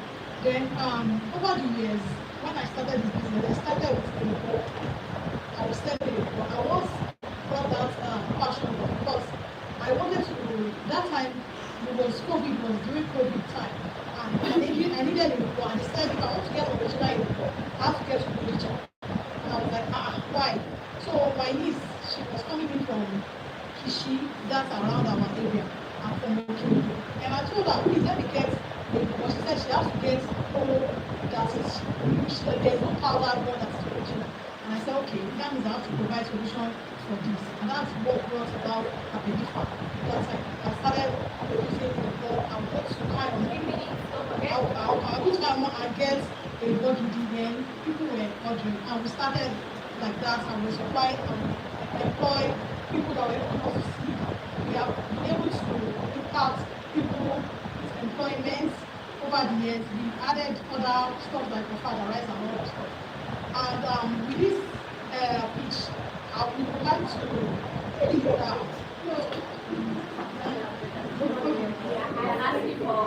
we are asking for a 2 million naira grant to be able to get more bags, more branded bags for that's safe for exportation. We have been able to export to 3 different countries over the years, and people are asking for more. They are asking that we are supposed to have that number by now. So with 2 million naira, we're able to do branding for sacks.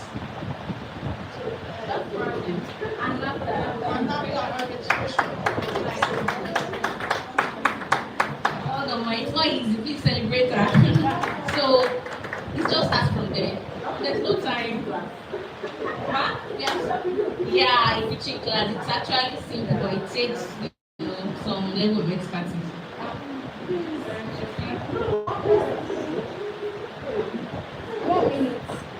They say your own is 1 minute. My name is Oluwakem Esther. I'm the founder of Stop to Stand Up initiative.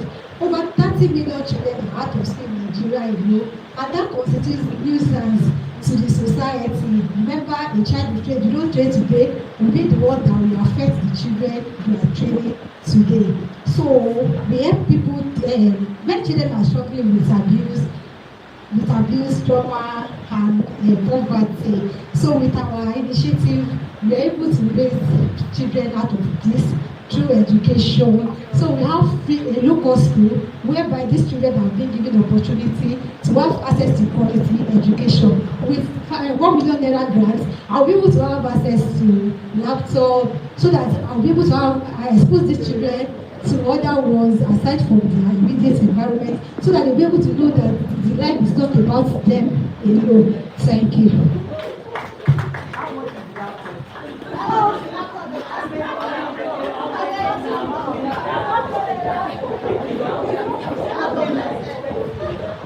Alright, now if I want to continue to, I'll just keep going on and on. But let me just end with this last note. Opportunities don't come to those who are the most talented.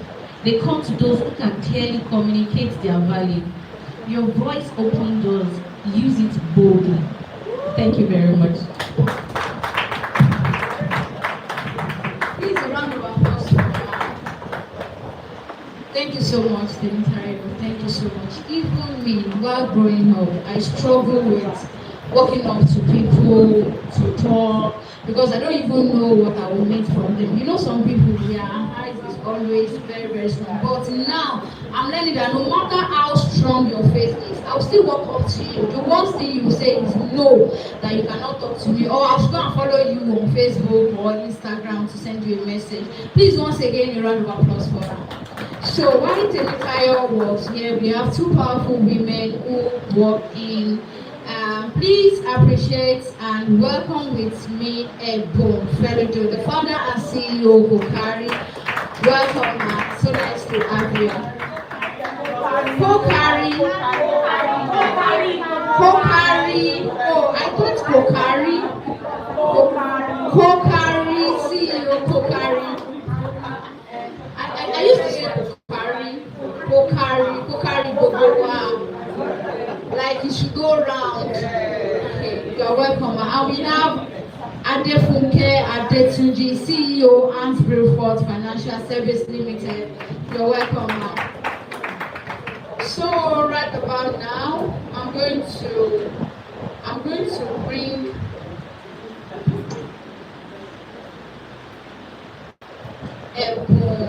fellow John. Please, can you be on your feet, ma'am? Yes, ma'am. What reading your profile? Ebon Feludo is a builder of bold ideas with a 20 plus years career spanning publishing, environmental advocacy, brand storytelling, and regenerative agriculture. From amplifying African literary voices and pioneering women in media to leading climate campaigns across the Sahara, and work has always been rooted in purposeful storytelling of Africa. Ebon is the founder and CEO at Kokari Coconut and Company, a circular agri-ventures that transforms coconut and other agricultural commodities into globally competitive snacks and wellness products. Today, her company works with over 5,000 farmers, trains hundreds of women, and exports their finished products to markets in the UK, Dubai, Australia, and the US. Ebon is a Practice Fellow, an Acumen Fellow, and Goldman Sachs 10,000 Women alumna. Her life's work is rooted in one mission: to transform Africa's raw resources into stories, products, and legacy that inspires the world. Please, happy to welcome Mrs. Ebon Feludo.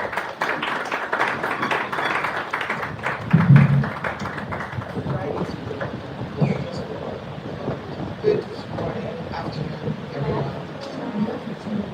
15 minutes. Oh, wow. Good afternoon, everyone. How are we all feeling today? Good. On a scale of 1 to 10, how are we feeling? 11, and not bad. I heard 11 over here. What are the other corners of the room? How are we feeling on a scale of 1 to 10? 10 over 10. Okay. At the back? 3. What's the answer? What's the answer? Oh, yeah, come to the front and tell us why you're a 3 and how we can get you up to 10. I have 15 minutes, but we'll take 1 minute to do that. Why are you at a 3? Why are you at a 3?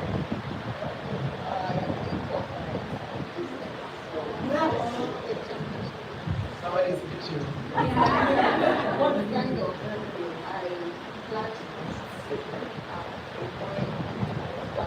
I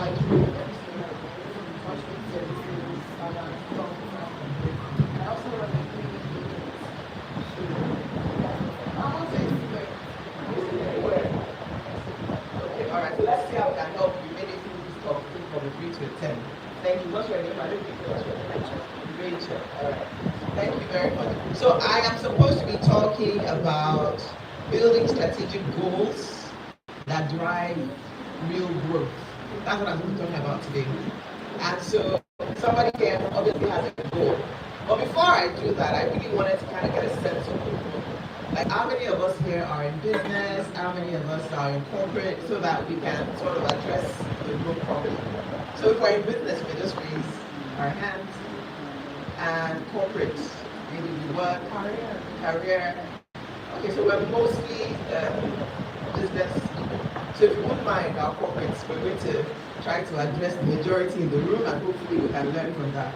So when I have the opportunity of standing in front of people like this, holding a microphone, I always say that I don't know anything but my own story.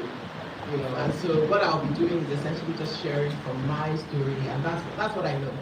And I'll tell you why. It's because every single one of us here, we have something called a fire in our belly. We're driven by something that keeps us up at night, that just makes us a little bit crazy to the rest of the world. And because we all have that individual fires in our bellies, that fire kind of guides us and navigates how we navigate the world. How we make decisions, how we choose our friends, how we choose our allies, how we choose the things we choose. It's that fire in our belly that's driving us. So why, again, I'm saying I'm going to share my stories, because I have had a fire in my belly, various fires, and that has kind of navigated me to make the decisions that I made to get me here. And the fire keeps burning, and it keeps navigating my path. So for whether we're in business or we're in corporate, so the first tip here, or the first nuggets I'm sharing here is, we all have fires in our bellies, and we need to identify what those fires are and respect it, because that fire in your belly is God's gift to you to help you find your path, your unique path for which you are created in this world. Okay, so whether we're in business or we're in corporate, right? So before I go further, let me check my time. 15 minutes. All right. Can anyone share? Do we understand what I mean by fire in your belly? Okay. So can anyone share, what is the fire in your belly? Maybe like 1 or 2 people. What's the fire in your belly? What's the thing that keeps you up at night? That thing that's driving you that nobody else can understand, what you're passionate about, and you're driven to do things that other people won't notice. Okay, I'm gonna take 2 people for your workers. We're gonna take the lady all the way at the back, and then the lady in the back notes and glasses. So we'll start from there. Let's start from there.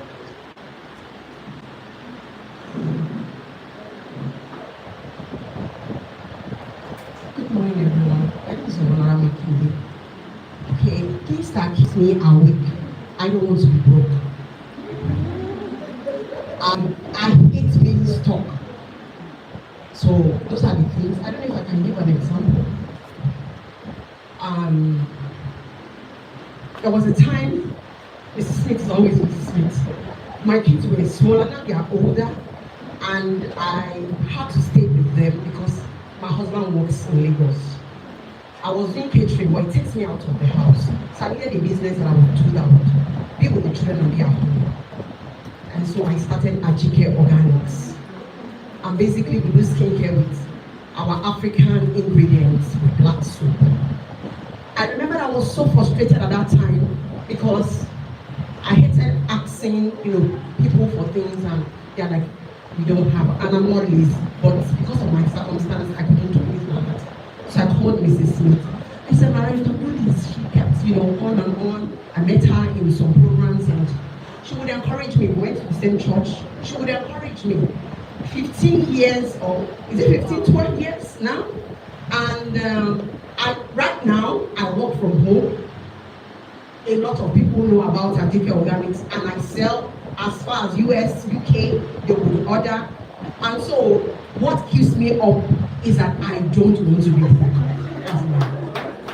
Thank you. And I want to thank you so much for sharing.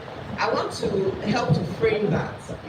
There's a helplessness that comes with not having agency, not having power.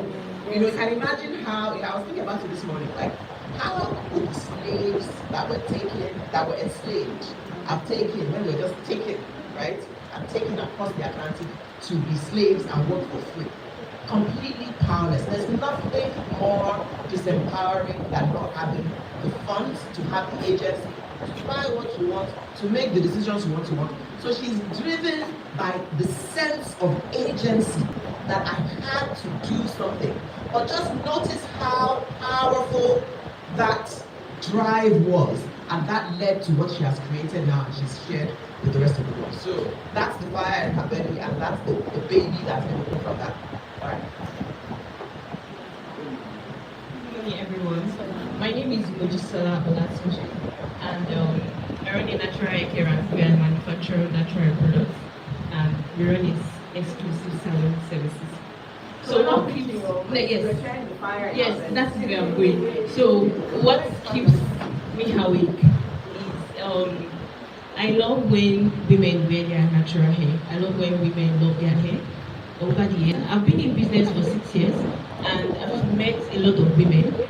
Last year, I had a record of more than 66 people that I worked on their hair, and there's one thing that stands out. Many women don't necessarily hate their hair. They don't know what to do with it. They are confused, they are frustrated, so that's when people start saying it's just hair, it's not that deep and all of that. Not because it's not that deep, but because if you notice, if it's not that deep, why do you see a woman with a very nice natural hair and you're attracted to her, you're complimenting her, you wish you have that? Not that you don't have it, it's great from your follicles, but you're just confused. So what keeps me awake is that how can we make more women love their hair? How can we make them see it? How can we educate them more? So 2024, I started an initiative that the Holy Spirit inspired me to do. We go out, communities, villages, educating more women about their hair.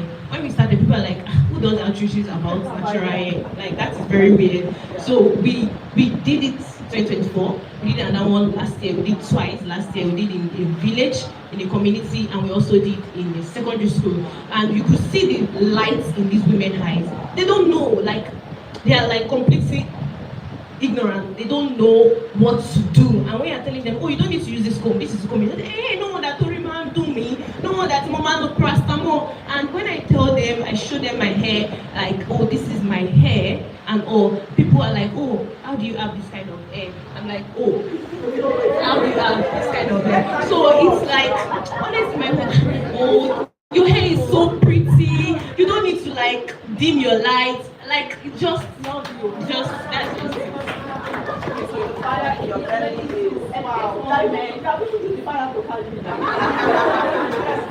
Help people see that there's fire in it. So that fire now goes into me, making natural hair products that help women, not just you're buying a foreign product that is very expensive, still does not work for your hair, does not understand the tropical environment, does not understand the heat, does not. So that's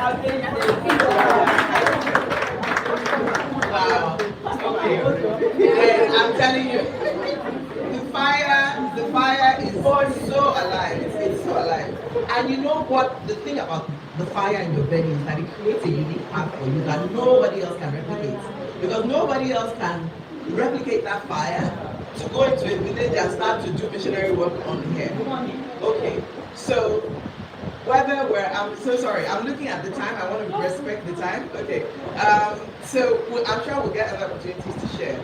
But what I just wanted to establish with that is whether we're in business or we're in corporate, we all have a fire in our belly that helps us to define a path, a unique path for us that nobody else can talk about. But then the real topic that we're talking about is what are the strategic goals that drives growth. I was talking to my kids just last night. I feel like in the beginning of the year, we always kind of plan, okay, what do you want to be at the end of the year? Who do you want to be at the end of the year? And then they design that. And we say, okay, how are you going to get there? How are you going to move from this person to that person at the end of 2026? And they start to write, this, that, and the other. So I pulled out the little notes that they are written in the beginning of the year. I said, okay, we're not going to wait till the end of 2026 to do an audit. This is the end of Q1. Are you looking more like that person that you want to be at the end of 2026? What is going on with this list that you need? But let's come back home to business. Tell me your name again. Rachel. Rachel wants more clients in her business. And I think that whether we're in business or in corporate, we all want something. If you're in corporate or in business, you probably want certification, right? To be able to move up the corporate ladder. And if you're in business, you also want to be able to gain some sort of, new knowledge, right? Personal development. So that's one. The other thing, if you're in corporate or in business, you want funds. You want to increase your earning capacity as a salary earner, and as a business owner, you want to be able to increase your income as well. And then the last thing is, in my thinking, is networks. What kind of networks and relationships do you want to build, whether you're in corporate? So these for me are markers, three sort of pillars that will help us to set goals that drive growth. And we don't just do that in the beginning of the year. We check at the end of the quarter. The goals I set for 2026 on certifications, on the funds, on the networks and relationships that I want to make. What do they look like now again? What have I done, in that regard? So before I go into some of what I have done, because again, like I said, I'm only going to share what I know, which is my journey. I'm going to share what I have done in regards to these three things: certification, or personal development, funds, and networks. I'll share that, but I want to ask in the audience, who set goals for the year and where are we? I'll just take 2 examples. And please let's make it brief so that we can keep the time. Did we set goals at the beginning of the year, and where are we with those goals now? Anybody? Can we have voices who haven't spoken? The same people who are trying to speak again. Okay, one on this side. Can I get somebody? You've spoken already. You've spoken already. All right. Do you want to come? Okay, yeah. So 1 and 2. All right. Let's go. So the goals, we'll keep it, brief so that we have time to get through. All right. Good afternoon, everyone. My name is Adijoke. I'm the Purple Bank Publishers, where we give life to your words. Okay, so setting goals for the year has really helped me. I set goals every year. And for example, last year, to start with, I set a goal to publish 50 books in a year. Yeah. And I published 45.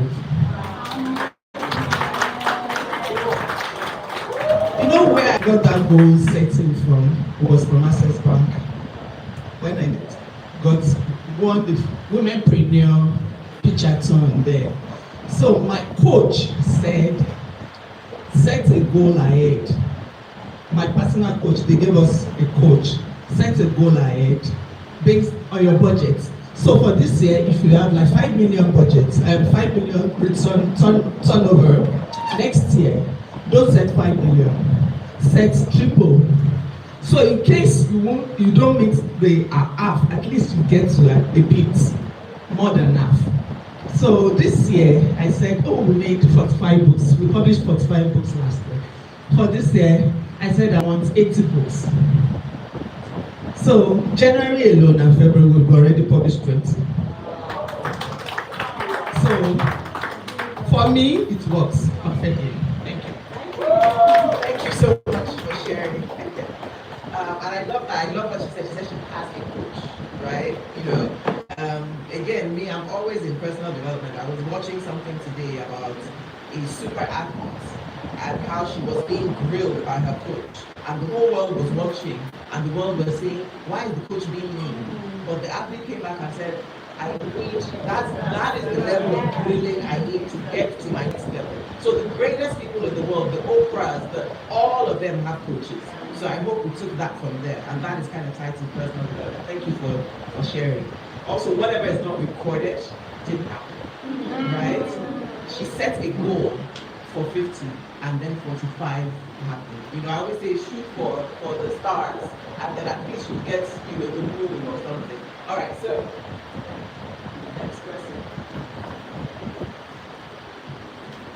Thank you, ma'am. My name is Cecilia Adenisi from HS Projects Technology Limited. We actually invited the mama for one of the platforms that I was going here. She came to tell us about goal setting and the like, so I sit personally for myself. I said, ma, vision board. So she did that about it. Okay. She cited some example. I was like, I sat down, I have to do my own. She said, this year, I actually want to reduce my expenses. I want to save more. Okay, because I'm spending so much. So what did I do? I set a goal to how did I reduce my expenses? There's this part of my office is big. I have to release one part of it out. I said that money I'm going to save. I need millions invested in my pounds. That's the score I set. So I do that. So I reduced my staff. I use more of AI to do my work. So I built agents to help me for reception. On my platform, you register on my platform. It's only if you pay that we see your information. You don't pay, I don't see. So I don't have to attend to it. So I save my time. So I save money, that's what I do. And the second goal I actually set is for my PhD. I said, this year I want to finish. I need to publish 5 papers. I've not gone home since last week. I've been sleeping in the office. I'm just saying about my day. I have my 5 papers ready. I'm sending them out tomorrow. It's a goal that I set this year. So I said so many also for my staff to what I want to achieve. So that's just the 2 I want to share.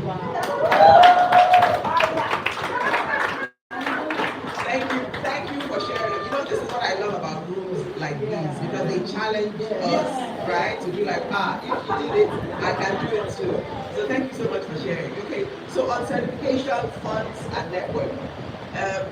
Well, if you had a big conversation last week, I'm going to speak to some things that I spoke to there at the beginning.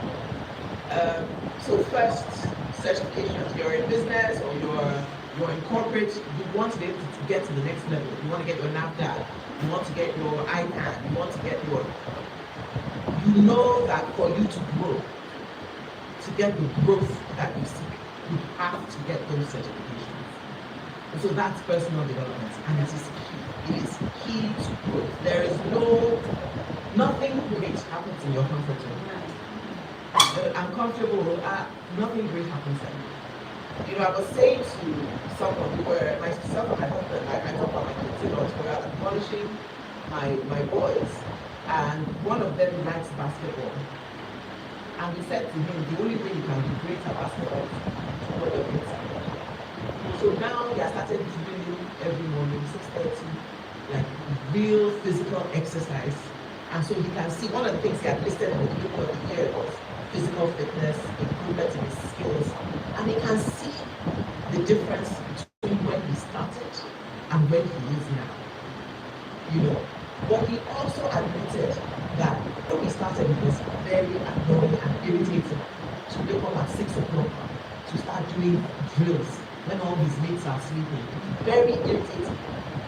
But what he also admitted is that there's a change.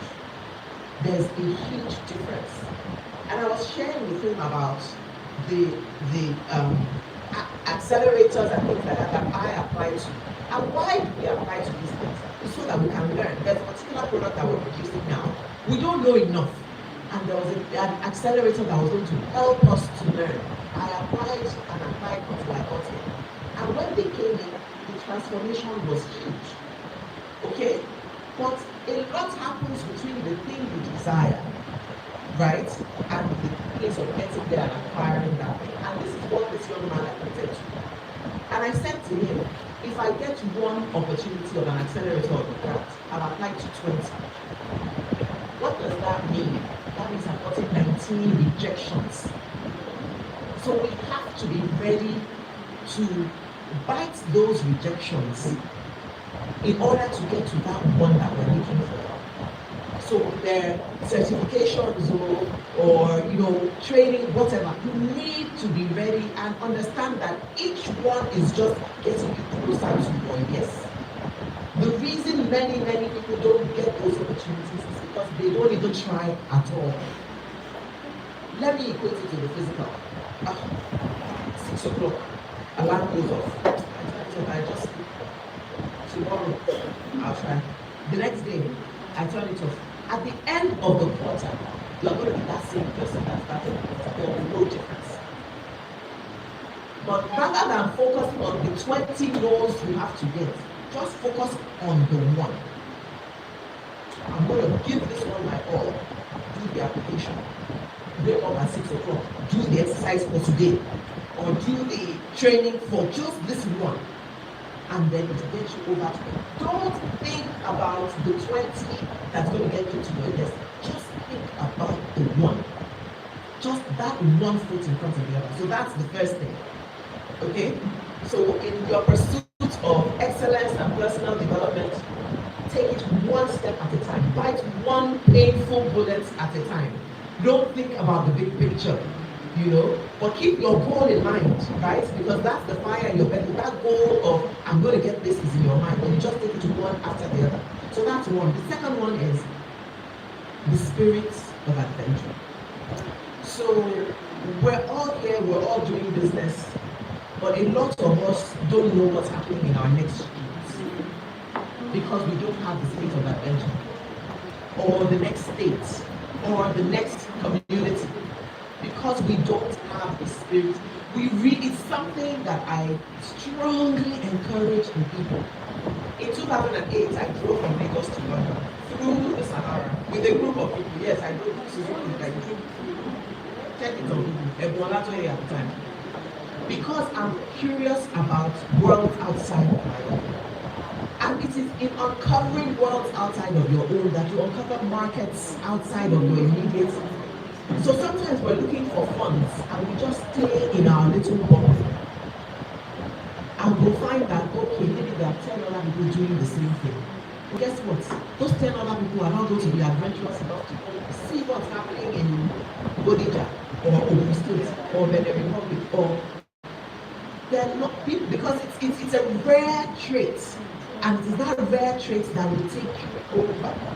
The same rare trait that makes you do 20 applications waiting to get your one. That is that trait of adventure. So look beyond your immediate comfort zone and start to be curious about other communities, other worlds. It illuminates your mind. I always say that travel is the best education. It's the absolute best education. And you'll just be surprised. Look at my sister, she was talking about Ilubo. And it is so true. Me, I'm from Ibadan, I'm from Aliyu. So, Amala is our oxygen. So, for that gap, and I'm going to ensure that everybody who buys from me, they know that this is authentic.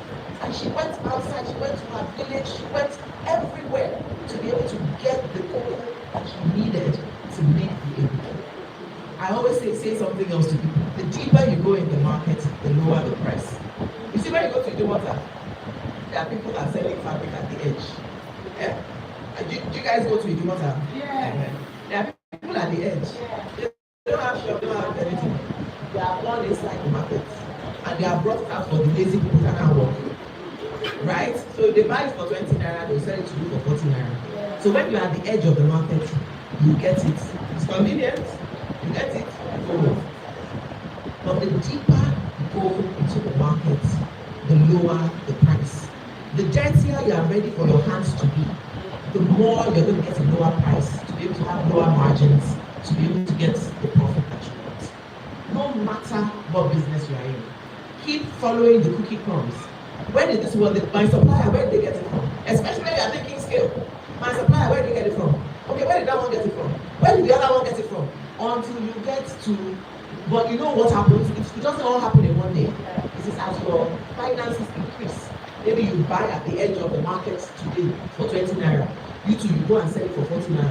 When you come back to the market, step a little bit deeper into the market and get it for 15 naira. You go back and sell it for 40 naira. Your margin is increased. You come back, you have more. You are able to go deeper into the market, right? And you're able to get it for 10 naira. You go back, you are still selling for 40 naira. Your margins increase, but you need to be able to do that work of going deeper into the market to get better prices. That is the spirit of adventure. Whether you are living, because you're not going to find it in your popular where you are living. You won't find it there. You have to go deep. and let the spirit of adventure be whatever it is for you. For some people, it may be getting on a plane, some people may be getting on a boat, some people may be going deeper into the market.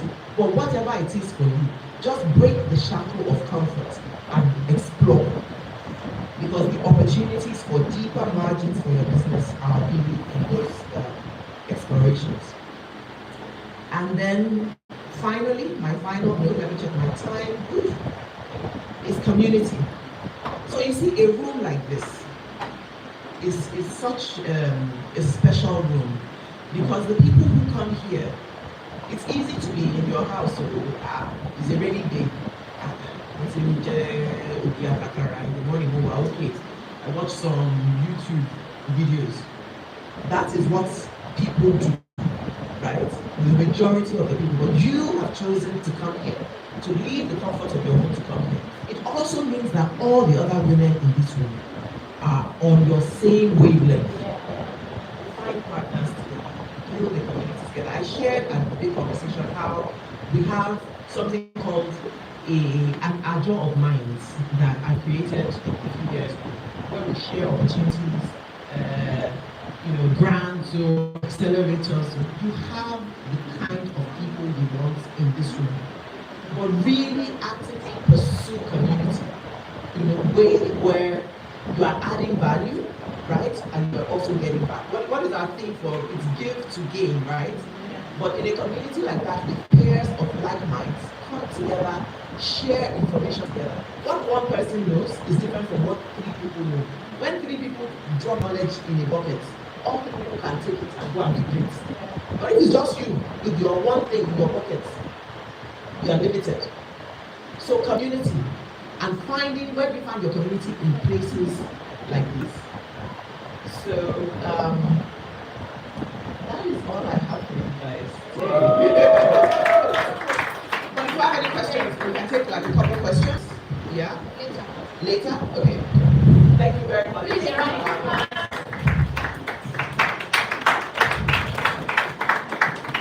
And I hope we are learning something. Are we learning anything at all? One beautiful thing is that she said that I picked was that you just have to try something. It doesn't matter whether you are good at it at the beginning, just try, just put yourself out there. And one thing that we Gen Z, like Auntie Kevin said, is that we just want results. We want quick, fast. You see somebody that has been building a home business for the past 20 years, then you want to start competing with that person. You want the same results that person. Those things cannot work. But just start with what you have now, not what you can build later. Please, once again, a round of applause for her. So right about now, we have. Are we all on Instagram, please? Please, let's follow She Grows Africa. Follow She Grows Africa Innovation and the highest likes. If you've taken any picture today, post and tag them. The highest likes get a gift at the end of the program. She Grows Africa's Innovation. Thank you. So our last speaker before I continue, ask me, someone sent a message from Instagram for you so that you can get ready for this. She said her husband gave her money to start a business, and anytime her husband family, anytime they need any photo, they will send them to her shop to come and pick foodstuffs and all of that. And there was a time that she tried to confront her mother-in-law, and mother-in-law said, without our son, you cannot have a business. That's such a situation. How can she manage it? And how can she keep a record? Or how can she build a sustainable, scalable business through that? So please get ready for that answer. And okay, now let's take our last speakers for today before we go into question and answer. Please, Madam Olufunke Adetunde, please can you be on your feet? Olufunke Adetunji is a distinguished financial services consultant and the MD and CEO of Ansbury Forth Financial Services Limited, with an extensive background in banking and finance and a commitment to financial inclusion for the underserved and unbanked portion of Nigeria's teeming population. Mrs. Adetunji has led innovative product design for the provision of financial services to all and sundry under the auspices of Ansbury Forth. Armed with a degree in business administration from the University of Ilorin and a master's degree in personnel management from the University of Ibadan. Olufunke continues to elevate the standard for the provision of financial services in every role she has served in her 19 years experience in the financial service sector by ensuring compliances with global best practices in the industry. She is well equipped to lead complex financial services initiatives and drive sustainable development across the continent. She has honed her skills as a social entrepreneur and philanthropist by spearheading outreach programs aimed at improving the welfare and access to basic healthcare and education for the less privileged. Through her leadership of Ansbury Forth in Ibadan, she has also made a remarkable impact in Ibadan market communities by providing financial literacy training and microfunding for market women who have difficulty accessing credit for their business activities. Beyond the provision of financial services, Olufunke is a certified business coach and mentor. She is also a prominent keynote speaker at several forums like the 110 Academy, where she shares insights on leadership, financial freedom, and business growth. Olufunke Adetunji is happily married to Dr. Olubenga Adetunji, and their union is blessed with two wonderful sons. You are welcome. A round of applause for her as she comes forward for us. Please, why are you not clapping for me? I don't know why you're still giving me 15 minutes. You gave her 15 minutes and she spent, I don't know. Good morning, everyone. I'm so happy to be here. Thank you, man. I'm really happy to be here. And I'm sorry I came late. Because why I sat there, I was just having goosebumps. Everybody talking, and I'm like, why did you call it? But actually, I have a lot to do. It's been a busy day for me. So, I'm going to be very fast. There was this Yoruba adage. Is there anybody that doesn't understand Yoruba adage? That says, Hakunyo inu ewe, habu obe sinu eku epa, eni to ba ma yo ayo. It's not about that 15 minutes. It's not about so long. But picking one thing that will change your life. When she was talking, I was saying that I had so much good papers because I was speaking some things that I feel that, okay, you are not doing that. So don't just come and we are just meeting, we are sharing cards and we leave here and that's all. No. Pick one thing. If it's just one thing you pick and you apply it into your business, because I know there's a business people. And we apply it in our business and it's working. You will always remember that when I went for that program, I picked this thing. So I'm not going to be saying so much, but I don't know how I'm going to use that 15 minutes. But I will try. Because when it comes to finance, it's very important. If we don't manage our finance well, my darling, what are we doing here? So I'll be talking about 3 things today. I've been told to talk on how we make a great course that lasts. And I've divided that into 3. Mindsets, frugality, and industry. Your mindset, frugality, and industry. I think somebody has spoken about goals. See, that goal thing there, if you are not setting goals, if I'm a teacher here, I will cane anybody that is not setting goals. Yeah, because it's key. And it's not just about the writing. I don't know, is this a Christian-like something? Okay, because there is a part in the Bible that says that write the vision down. Make it plain. That is, let it be explicit. Explain what you want. That he may run that readeth it, that you may walk, you may be diligent. That it is for an appointed time, it will come. That somebody is out there making hundreds of millions today, it doesn't mean you will make your own today. Your own may take 10 years, forget. And when it comes, it will come. When the diligence is there. So number one thing, when you want to create wealth that will last, is goal. You have to set your goals. What do you want?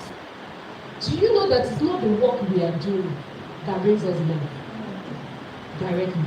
It's the blessing of God on that business level. And that brings us to the mindset aspect of it. Set your goals, make it plain, make it specific. What do I want? I want to make this year, this month, this today. Don't say you go and set goals that doesn't make sense. But don't set goals that you know that you can do by yourself. You need God.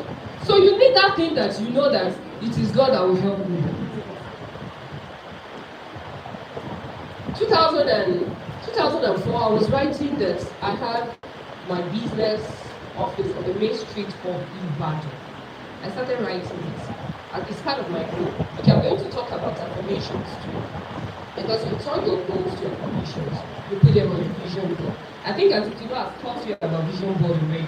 I came late, so I'm not going to really talk about it. Oh, okay. So I was writing it, and after that time, I don't have that kind of money for a main building or how now. I just completed the project. And the way that thing worked, when I bought that building, the agent came from Lagos and said, Madam, I want to see you, I want to meet you. Because the way we were talking as if we are controlling everybody. The man said, hey, so amount. I said, this is what I have, and this is how I'm going to pay. When they gave the landlord the option, the landlord said, okay, it's fine. However, after paying the bulk, the extra you want to pay every month for the next 6 months, put it together at the end of 6 months payment. For a finance person, that's better for me. When the guy came, he brought a check of somebody that wanted to pay higher and wanted to pay at once. He said, when that man came, the owner of the house said, the person that owns that house has not come. The person that owns that house has not come. I want the goal. I didn't have the money for that kind of, but I told them, this is what I have, this is what I'm paying. How? I've never met the person that owns the place. In fact, the person lives in America.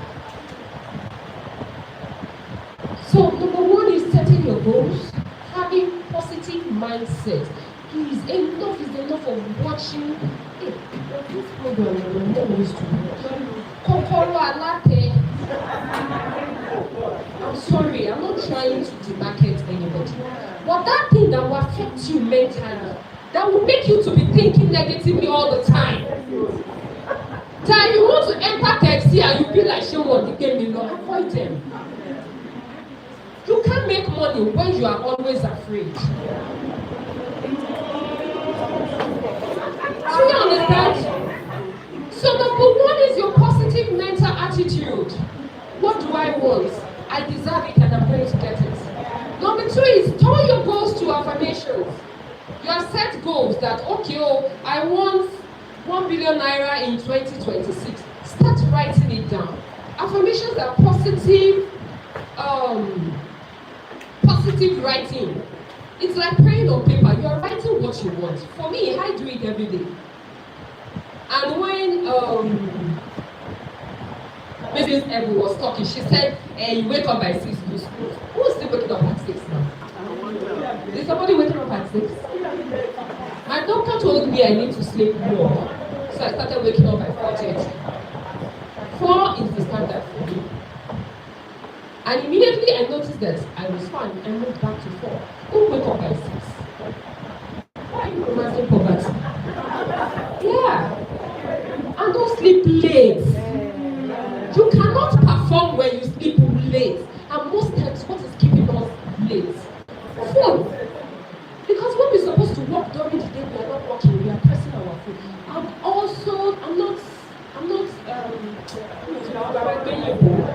I'm not. Yes, I do that too. But a lot of time, when I want to block out time, I'll give my secretary my phones.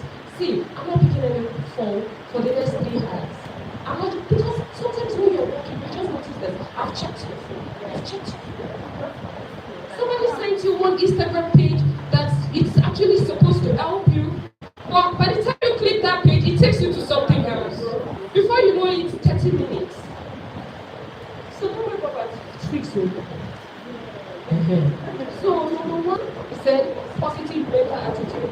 Now turn your goals to affirmations. Affirmations are like praying on paper. And the third one is your vision board. I still have to talk a bit about the vision board. And that is why I have this here today. How much do you want? In the next 1 year, how much do you want? In the next 5 years, how much do you want? In the next 10 years, how much do you want? You can download from the internet. Write it there. They come true. These things come true. I'm not like I'm listening to Oyinbo people and they are saying it and I'm just coming to tell you. They work for me. I have a mastermind group and I was talking to my accountability partner in the group. I put out a check and the check was 1 million naira. And I said, can you believe I sometimes wrote this kind of 1 million naira. But for me to have written it that time, it was big money. It came to pass. I bought a property some times ago and I wrote it. When we made the offer, they were like, it's not going to work. They sent us back our deposits. That, you know. And I was writing, I stay here or any other place better. When I was going to get to any other place better, was just directly opposite to where we wanted to get. And maybe times 3 better, less, half the price. Vision board, don't play with it. If I start telling you the things Vision Board has done for me, it will be as if Mama in Paro. So please, the place of God is very important. The place of God is very important. We need to also, but the part that God will do is more than your own.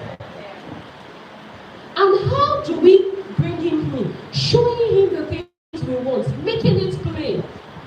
So that you can run. And when there is no fire in your tummy, you will not run. When you're not seeing that vision, like my sister told us that what is waking you up at the middle of the night. If you can't see it, you won't wake up. Yeah. So make sure you can see it. I've spoken about 3 things now. The affirmation, visualization, the vision board, and thank you. So please, that is where we are starting from. Because if you start thinking that money is meant for some people, you won't have money. And when you start seeing that kind of car that you like, and you're telling them that I want to have a nice car, you won't have.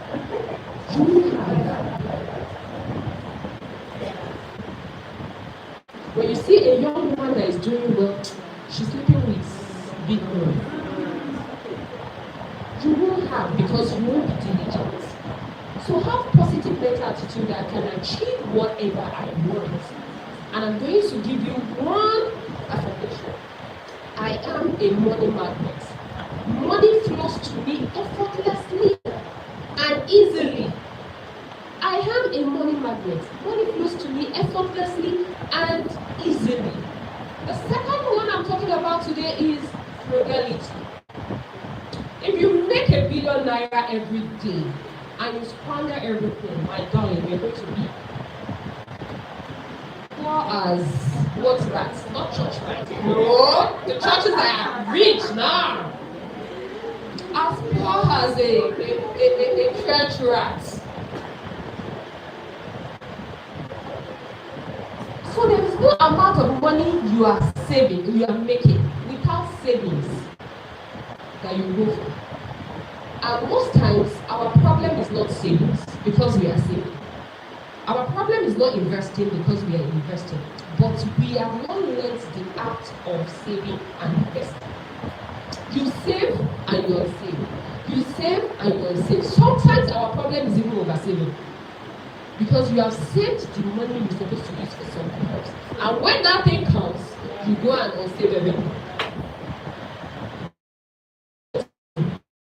Before you start saving, ask yourself, what am I saving for?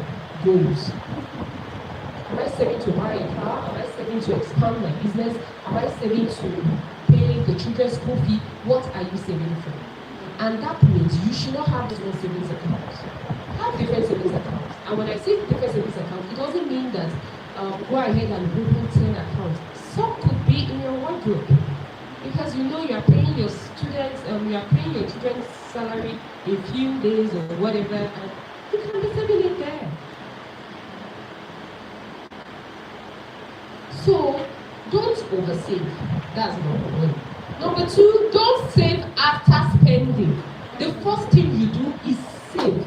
And you will find out that you will manage whatever you have left. I tell people, if you have 100,000, if your salary is 100,000, and your boss says that, oh, because of the economy, we're going to reduce your salary to 90,000 naira, will you die? Answer me now. Am I boring? Will you die? Will you stop work? Since you've not gotten another one, you will continue working, you will manage. So why don't you pay yourself first? Take out that 10,000 naira back first by fire. I will keep it. Every time you are telling yourself, I will save later, you will never save. 2024, I called one of my mentors and I was telling him that I want to save social amount. I want to save. And he said, how much? Because he's a big man. I couldn't call small money. I have to call one big money. Because, how will I save? And because I've said that, and he said, okay, I will give you call social person, open that account there. I want to be seeing that balance. I did that conveniently for 2 years. I didn't know I would have that. I didn't know he would tell me, save it where I would save it. But because I don't want him to say that this guy is not serious, I continued. So if you don't take out that money before you start spending, you will not save. And see, now we have our strength, we can work. Old age is boring, no, if there is no work. Old age is boring, no. If I have time, I will read this story I just remembered when Anthony was talking. I went to check my phone. I saw it. I don't clear history on my phone. It was 2018. I sent it to my printer to print it out. I'll read it. It's boring. When you have money, my dear, and you have good health, enjoy. You're going to the want to come to grandma's house. Not the grandma that is always complaining because okay, next. And I forgot and said, we don't want to be that kind of person. So now that we have our strength, we can work. This is the best time we can build our savings. This is the best time we can build. Now that you are making that money, please leave us your bill. A lot of us, the money we are spending, I don't know why, but I think the way they do this algorithm, once you check something keeps coming up. And I started last week, I started seeing people, how much I spent on clinical wedding. 4.5. How? My nails, there's 5,000. My hair, 1.5. My actual wine. Okay, some of us, maybe because we are not there, we may not be spending that much. But at the same time, even if you are there, do you have to spend that much? See, to look good doesn't cost much. It's how to combine it. I would rather spend a lot of money on memories, going to places to enjoy with my children, than buying clothes that after buying that beautiful clothes and you wear it once or twice, it becomes national identity when you wear it the third time. Look for plain clothes that doesn't have much design. You can wear it Monday to Friday, nobody will know it's the same clothes. Just be changing your video. I'm not saying behaving like poverty is romancing you. No, look good. I step out good all the time and I don't break the wardrobe. I don't break the bank to buy anything. The money we spend to impress people that don't love us is too much. However, if you are not spending it and you are not investing it, it doesn't make sense. So if you are not spending it, then be investing it. Rather than buying plenty jewelry, rishi, and your house is filled with jewelry, save up. Buy one gold, let it become your national identity and be wearing it everywhere. But if it's that normal jewelry you can afford, buy few. Because women will like accessories. We want everything to match. Do you know that when there is cluster, it prevents abundance? Do you know? Try it.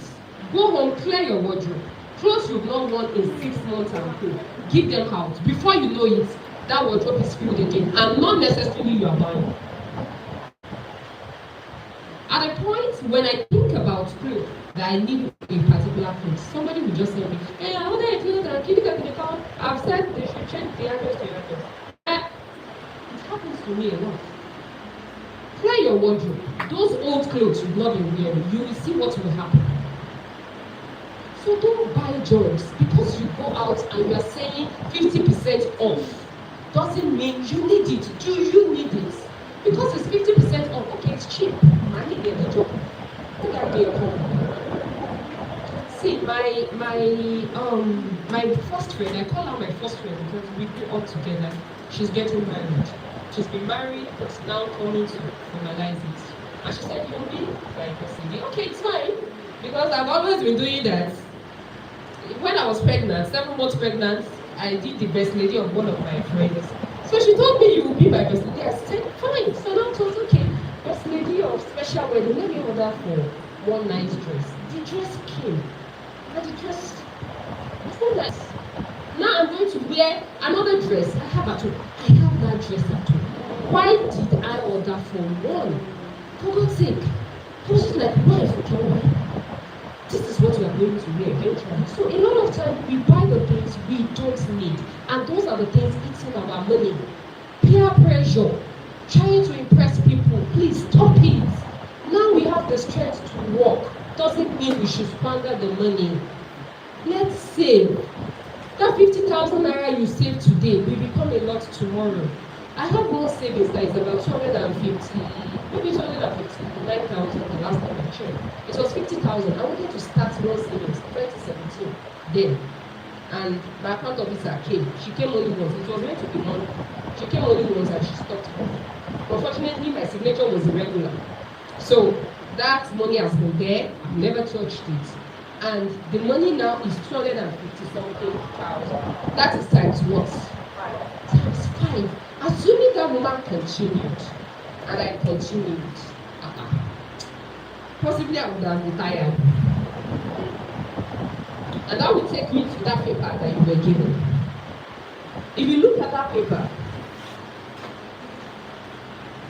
the first one that says compound interest, yearly report, guess what?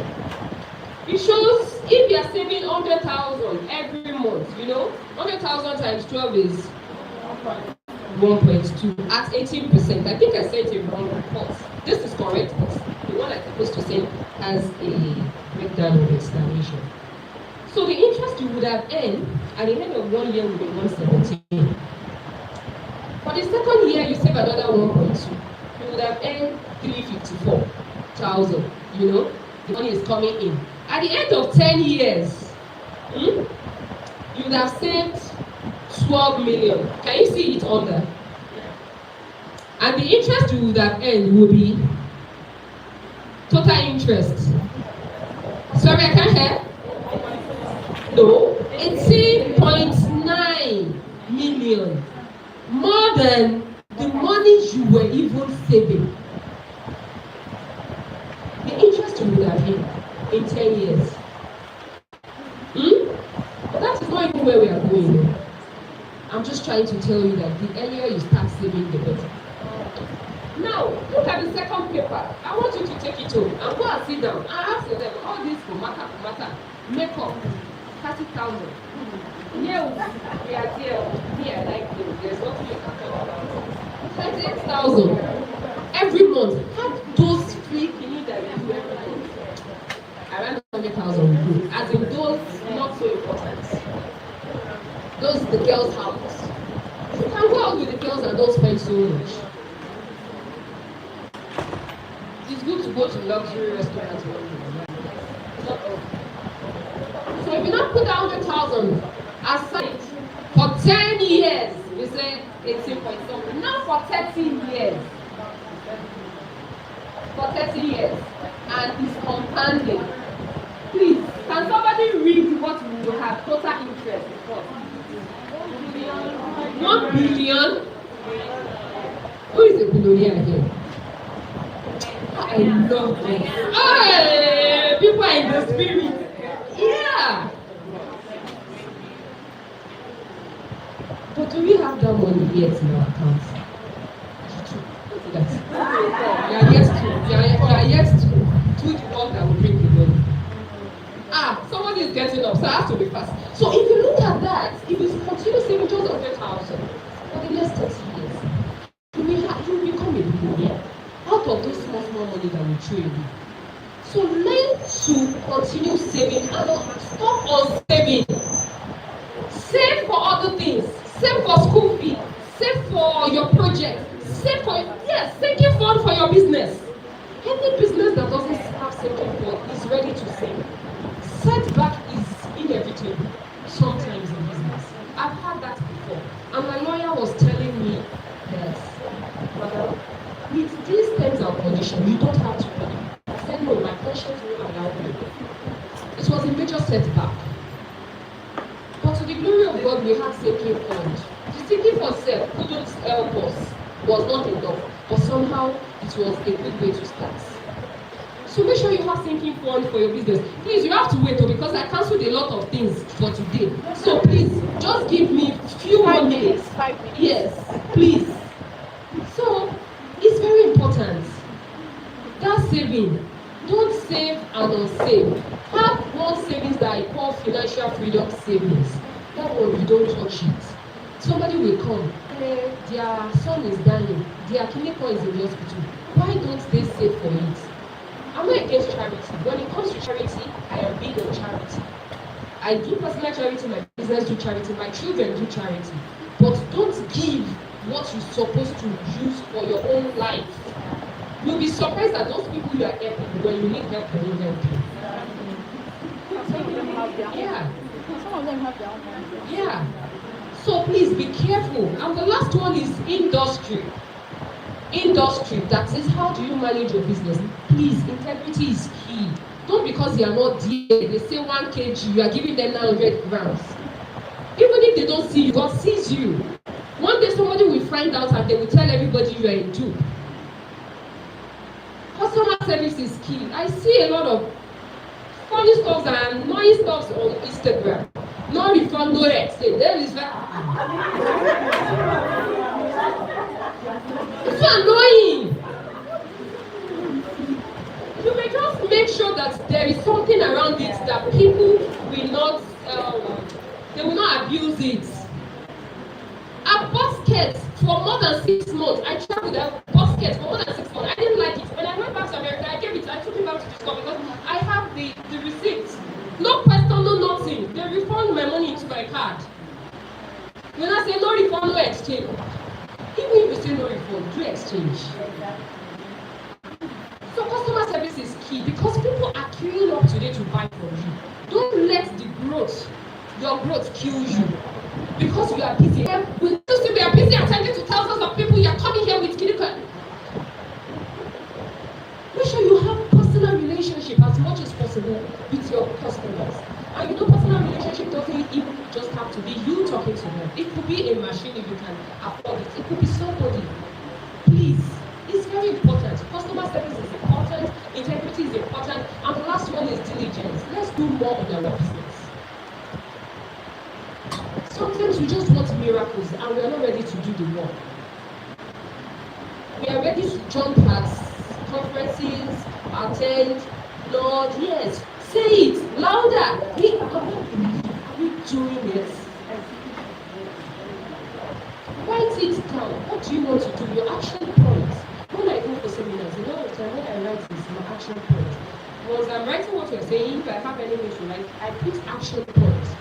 And I have one thing I call action points register. If I'm able to transfer it there, I put it there. Do you know that there are some days that you just feel that I don't have so much to do? Like, there's not so much to do. I go to the action point. Sometimes there's something that it says that will help me, and I start doing it. So we have to be diligent. Diligence is key. Frugality is key. Savings is key. We can't all these things. We can't build wealth that lasts. And the last thing that I don't have to eat is our health. Because we say health is wealth. If we are not healthy, there is no how we can spend that money. God forbid. There are a lot of billionaires, millionaires that are on the hospital bed saying that God, take all this money, just give me help. So health is important. And how we take care of our health starts from it's inside the house, our mouth, the things we eat in our body. It matters a lot. Some of us will just eat everything full. And we think it's enjoyment. Food is not enjoyment, it's nourishment. Stop eating anything anyhow. Take care of your body. Because you need that body to make money. Because for me, I've decided I'm able to move first.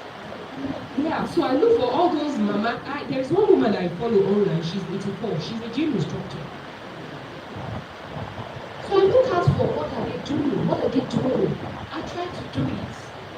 I carry weight of about 100 kg. Which means if I see one leopard or one leopard, I can carry you like this. So please, let's take our health, very important. Because without that health, we can't go far. All these savings, you can't do it. There was a time that I was ill, and to walk from my house to our estate gate was a very long journey when I was recovering, and they said I should walk. And this is me that every pleasant day, apart from Mondays and Sundays, I would do 10,000 steps before going to work. That step, I'm not sure it was up to the cap in terms of how the 1,000 steps I couldn't do. And that day I said, God, I am grateful. God, I am grateful. The last thing I'm telling you today is about gratitude. Gratitude is a multiplier. Whoever is not grateful is ungrateful. Whatever you have today that you think is not enough, the only thing that can increase it is gratitude. When God turned small fish to plenty, what did you do? He gave thanks. When he was about to raise Lazarus up, what did you do? He gave thanks. So anything that is not enough today, for it to increase, for it to last, be grateful. Thank you. Give you this. Please, this is a check, and you can just write what you want and date. I'm not giving you pictures. See, I have one. I will not give you $1 million. It's on my mirror. Every time I wake up and see that $1 million. That means me, I have one that is higher than you.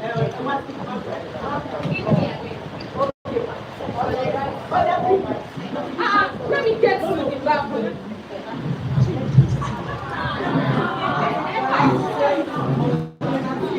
I'm sorry, I stopped.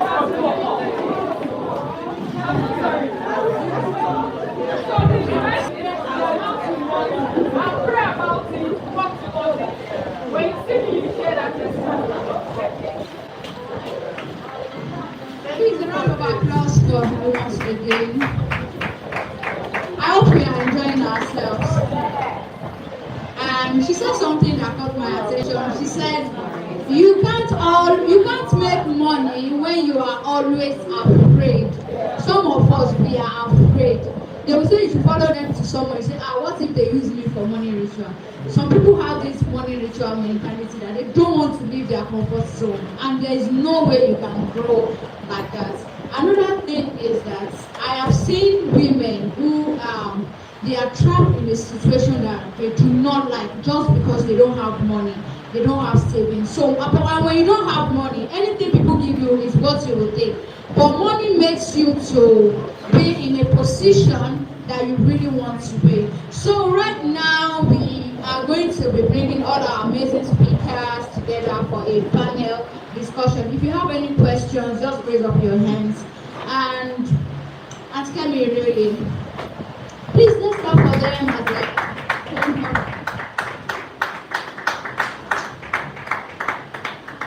Olufunke Adetunji, a round of applause for our morning woman.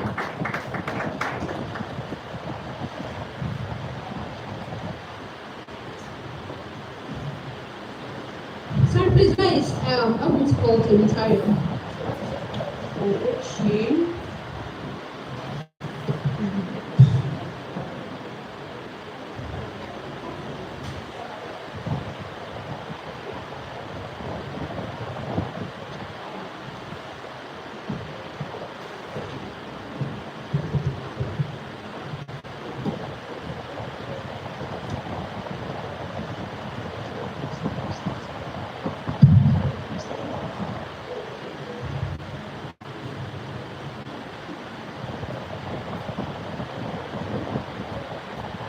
Yes.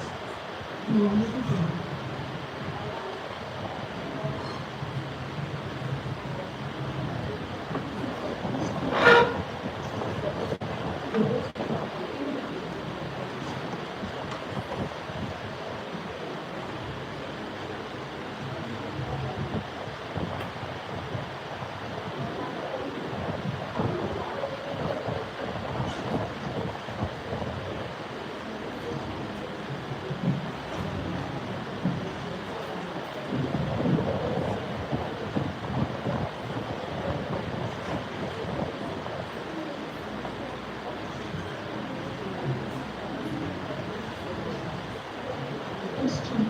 Do we have anyone with question? Do you have a question? Do you have anyone with question? Okay, one. What about you? There's no question here. Sure, okay. So we have two people. This.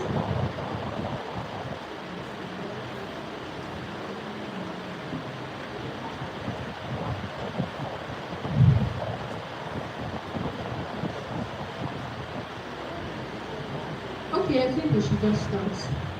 Okay, so the first question goes to Kemi Irinoye. In your own opinion, what truly defines a wow woman? In your own opinion. Okay, so it's going to look like I will be saying everything that we have said today. No, just in one word. In one word, extraordinary. Wow woman is extraordinary. Please, let's be happy.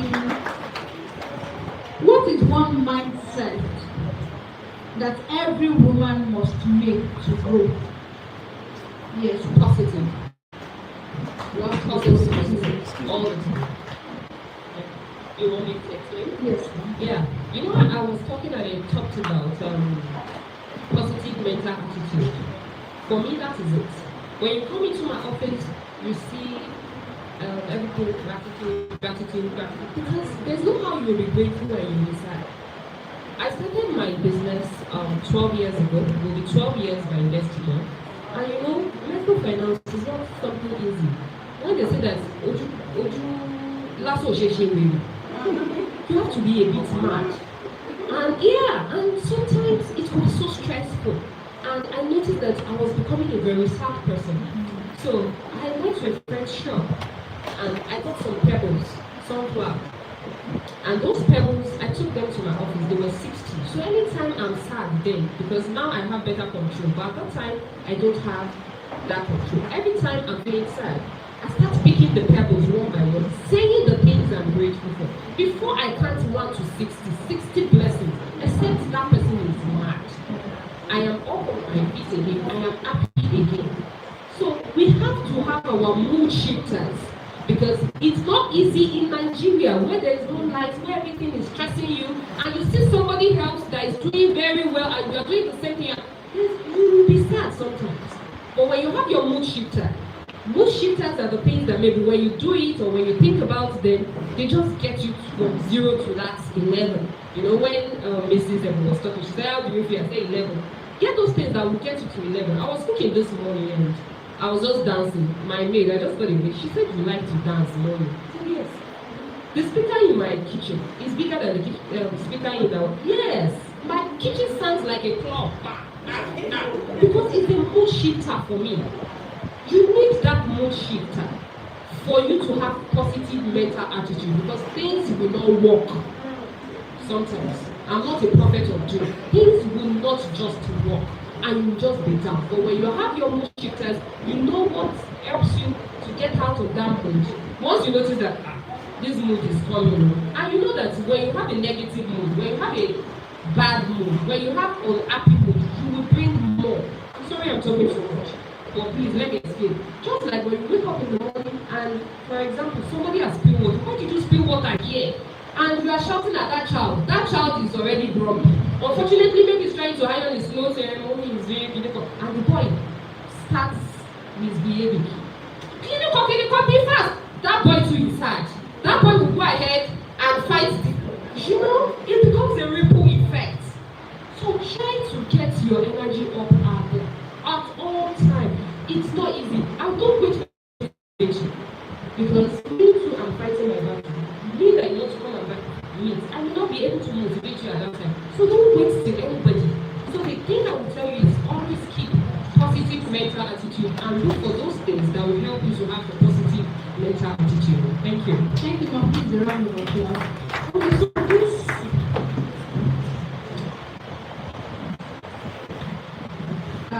it says, how can women support and uplift each other more intentionally? Okay, so thank you very much for that question. As a woman, I said earlier, you are empowering generation. So it starts from the little things. Information. How can you empower people? You have a program like this. You can inform them about this program, because information is everything. Information is power. Some people don't have access to information, but if you have this information, you can really help them to, broaden their mindset, expose them to things that they won't literally get easily. I have a community of entrepreneurs where I share opportunities, grant links, and all of that. And I realize that sometimes this little information can help them. When you share opportunities of scholarship, of certification, of grants, of events like these that would empower them, you are not just giving them money. Yes, it might not be money, but it is something more than money, because these things will help them to be empowered, to be financially independent, to even open their mindset. Mindset is everything. If you can achieve it, just as if you can conceive it in your mind, you can achieve it, just as you said. So sometimes you just need to actually see that I can really have this capacity, I can build up the capacity in me, just from your mindset. So as women, we don't have to just gatekeep opportunities. You don't have to hide opportunities from people. Just tell your friends, tell your colleagues about events, about any opportunity or grants you have access to. And another thing is skill. If you have skill, free skill that someone can learn, or internship opportunities, you can really share it to these ones, and it could be the game changer for them. They can become financially independent through that. Their family can be empowered. The children, the husband, the spouse can be empowered through that. So you need to actually give people, more women, access to opportunities, access to information, access to seminars, conferences, or ideas that can actually change destiny. Thank you. Thank you so much. So when it comes to the question I asked you the other time, that a woman whose husband helped her to set up a business, and she realized that all her husband's family members always come to the shop and put something. Do you think such a person can have a sustainable balance business? Okay. To answer the question directly, yes. But I have a few things to say about that. And if the person is watching, this might not be the right platform to treat that question explicitly. And this is why I said that most marital issues, what we see is the fruit of the tree. We are not seeing the root cause of the problem. So I cannot just give an answer on social media now and then you can go and implement it and your peaceful home will even become a toxic environment because I don't have context, right? And if you know me, you will know that I am an advocate of marriage. As long as it's not killing you, you know, and all of that. My generation, we are quick to pack our bags and go. And that is not, you cannot build a lasting home that way. My mom says something that our mom tells her. We say it as a joke. I mean, my tribals can testify that I have a happy home and me. So you know, say, my mom will say, "Shoro pele baba edu ni mo se joke with them." And that's the mindset that you need to have sometimes about marriage. It's not all rosy every single time. As long as you know you are with a good person who values you, there are sacrifices to be made to make the marriage work. Now, where am I going with all of this? Is it right for them to come into the store and pick things? No. And one of the best ways to address it is to come from the husband, not from her. But I will need to know what's the state of the marriage. What's your husband's disposition to this thing? Does he even see it as wrong? You know how we say, please, my mic is giving feedback. You know how we say marriage is partnership. So if my mom is coming to my house, at least this is what operates in my own home. If my mom is coming to my house and there's something that we don't want as a couple, it's not my husband that will address it. I'm the one who will address it. Because no matter how angry my mom is with me, she will forgive me.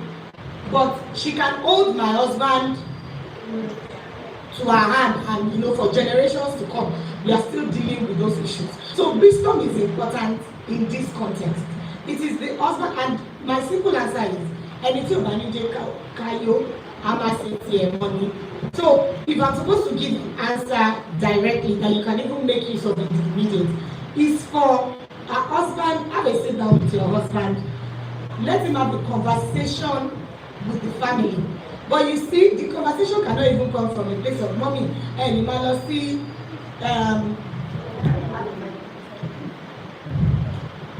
it's not mommy and you might not see shop take Kellogg, Qualcomm. Women in the room, what do you think the feedback would be? It will still come back to say me. Yeah, I will not call.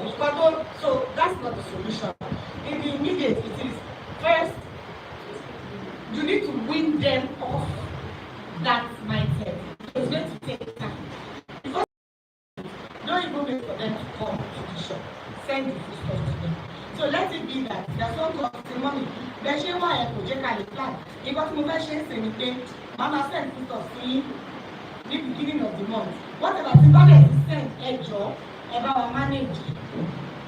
So you can go from, let's say what they think is 50,000. That can cost it first.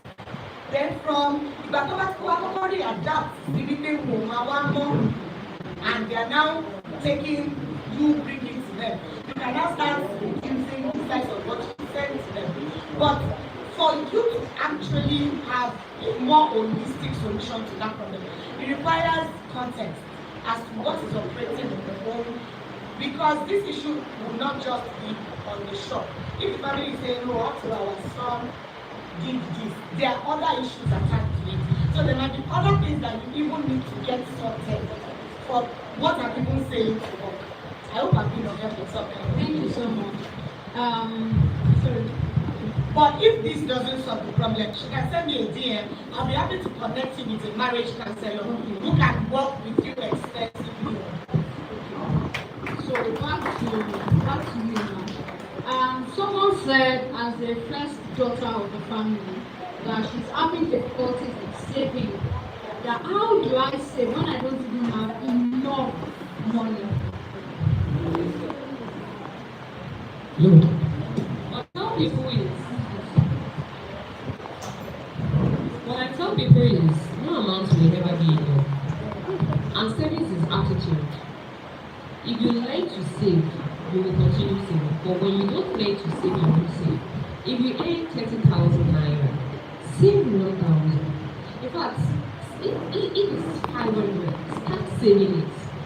It's about you doing it continuously. Learning that I should never spend it all is mentality. Let me cite an example for you. There was a time, long time ago, I can't remember how many years, there was this client that came. At that time, any client that comes in to take business loan, I always talk to them. And this woman came and I said, I think I know your face. You're the one that sells blah blah blah there. She said, yes. So why do you need a loan? She said she was sick, she had a surgery, and she had to pay her bills. She didn't have money. So she sold the things in her shop. Of course, when you're doing for sale, whatever you're selling for 100 naira, you go for maybe 50 naira, 60 or 40. But she had to sell everything in her shop so that she can settle the bill in the hospital and they can allow her to go. So she doesn't have the business again, she needs to start. So I told her, why you were in business then? How much was your profit? Like I said, it was a long time ago. She said maybe around 1,000, 1,002, depending on how much, how well we sell in a day. In a day, right? 1,000, 1,002. I said, okay, assuming you've been saving, how much was the hospital bill? 36,000. Surgery. I said, assuming you've been saving 200 naira every day for 1 year, you would have saved 72,000 naira. God is so humorous, half of the surgery amount. So assuming you were saving 200 naira, you would have had that money, you would have just paid your hospital business. So please stop thinking that this money is not able to take me home. I told you, first thing is save, no matter how small. Have that mentality that I just have to save. I know it's not easy. In fact, some people will say that I'm not earning anything. No, you're not earning anything, but somebody is giving you money. That's why you are able to eat. Even if it's that somebody has to give you money all the time, rather than buying rice and meat, remove the meat, buy rice. Buy rice, don't buy the meat. Because savings, it's something that we have to take seriously. And apart from savings, we now look at how we are going to manage that money. Because most times, because we want that money to grow very fast, we go and put them in high-risk investment. Now, both principal and interest will get them. My mentor will say, where kitty, fake. That is, money grows gradually.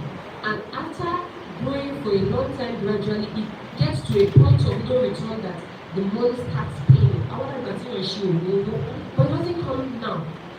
It doesn't come now. So please don't say you don't have enough to save. You can only save something, no matter how small. My children, they don't spend all their money that they take to school. You can't. You cannot. So maybe you decide I'm taking water today. No, you need to have money. If they tell me they are buying something, how much do you have? I've told them, I said my 45th birthday is this year. And I told them, see, this is what I want. They are not working. The oldest is still in university. But this is what I want. Where are they going to get the money from? The money I'm giving them. The money their father is giving them. But they need to have that mentality of saving. So please, no amount is too small. No matter how small, please save something. Thank you, ma'am. So this question goes to so how can someone stay motivated when results are slow? My scripture will be David will encourage himself. See, motivation must come from inside first. From inside first. I've gone through a lot in my life that down, up, everything. That when the time I opened, it's not too far, like 2 years now. 2 years, last year, 2 years, I lost the new store that I opened in Via, eyebrow, 2 weeks, fire bottled it, burnt to the ashes. Most people around me do not know. I went through a lot, I was down, I was hot. I just told myself, see a sugar darling, I'm out to do it. So that place is back now, back, same spot, same place, yes. Because I made up my mind, I'm not giving in, and this thing is going to happen. Even if it's a territorial spirit that is saying you are not going to say, me, I'll tell the side of the king that I'm taking this place. So the place is back.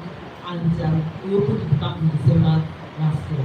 So what I'm saying is, you have to be motivated. First point the day, and it can't happen without your relationship with God. I don't know any other way to tell you. If you don't have a close relationship with God, a limited relationship with the Holy Spirit, you are cheating yourself. Because that's where motivation comes from. The Holy Spirit encourages your heart. We encourage you. The word of God will encourage you. What you listen to. Then number two, the people you surround yourself with. That will tell you that don't worry, everything will be okay. You have to have such people in your life. When I was going through such moments, if when worry become in shape, this will depress me. One of my young mentees just came, and I'm sure the Holy Spirit said that. She was that she reading. What is it? I'm not going to even people are very close. I couldn't even tell them that this happened to me. I kept it because I don't want it to be a story that everybody will. So I just tell that check that it's not something you have to. She just old. She just don't tell she be funny enough, she's somebody that does therapy and all that. She's a psychologist, mental health. So she does she be that day she brought food for me, meat, everything. She just everything one killing and just put it on the table. When she said she be there, I just started crying. I cried like a baby. And you know what thing that brought you over me? I cried for almost 1 hour. She just opened her mouth. Go ahead. And I when I actually failed about anything I lost, she spent like an hour with me doing therapy, talking to me, encouraging me. So we have to ask some people in our lives that will not how you are going, because people like us, people are there asking us, are you okay? They will not ask us, they just think you are okay. You are being for everybody, you should be okay. But thank God for such people that will ask you, are you okay? She didn't do anything, she just came to visit me, brought food, said let us network, and that happened. So you need such people in your life to motivate you. So I think my youth started from that point, and now they're like, yeah, this thing has to be done. I cannot sleep on this. And to God be the glory, and where I have it today. So what I'm saying, you need to be able to encourage yourself. The Bible says, I'm repeating again, you are David encouraged himself with the Lord, and that's what it's really. It's because something happened to David. He lost everything. They came and raided and took away everything, but because if you don't encourage yourself, nothing is going to happen. You have to start from this thing is not going to get, it's going to get me down, I'm going to overcome this. Once you start from there, then others can also give you the comfort you need. So that's the first thing. And don't forget, like I said, your self is God. There's no that way.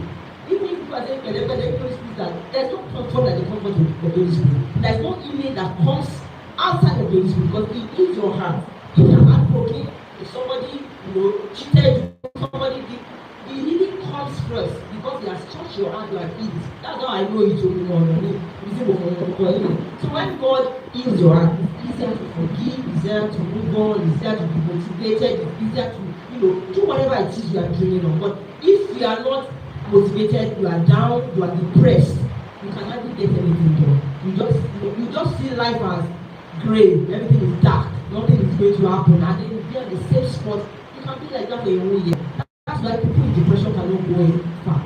So you take care of your heart. It's very important. You protect it by telling you that's what's important. She don't do very well. That is nothing. When you have to say, you see, we are doing this thing. Even if you kill us, we'll do it. And we always get it done. So you have to motivate yourself and don't worry about what is around you. Just focus on God and stay motivated. Thank you. In fact, I was just wishing that I could share something. Maybe because of the industry I am, I see a lot of people coming with depressed and depressed. It's not really common. And my husband did a research on depression, and the rate that people are getting depressed now is really alarming. And he was able to trace it to a lot of mental conditions, like they don't have mental stamina. And I was saying, what is mental stamina? And I was thinking, and I told myself, social media is a major problem. For example, in Nigeria, they say we have over 200 million. And we see one person that is selling very well, doing well on social media, and you feel like, why am I not like this? Why am I not like this? There are 1,001 people, you are better off in business. So because one person is doing very well and you are putting yourself under pressure. I have a friend that she said that she has a niece that was on Forbes magazine, 30 under 30. 30 under 30. That means 30 CEOs that made it so. Do you know? You can imagine that kind kind of person. And this lady, she was not talking with another cousin of theirs, and she said, I sent you a message on Instagram, you didn't check. Let me, so that you understand what I'm saying. Let me say the person's name is okay. The person that is under the 30 or in the 30. And the person was telling Fuke that I sent you a message on Instagram, she didn't check. She said, I don't know. She said, well, except pressure is too much, they will pressure you. Look at that. Somebody that has gone that far is still saying that pressure is too much. So you may have to unfollow some people. Not that for anything, but it depends on how well you can manage it. Some people can't really manage, they can't cope with wealth. When you see people that are very rich, you have problem with it. I'm not saying it's a good thing, but if that is where your mental development, that stage you have, unfollow those people that pressurize you. Focus on your focus, what you are looking at, focus on it. And you don't have to be popular for you to make money.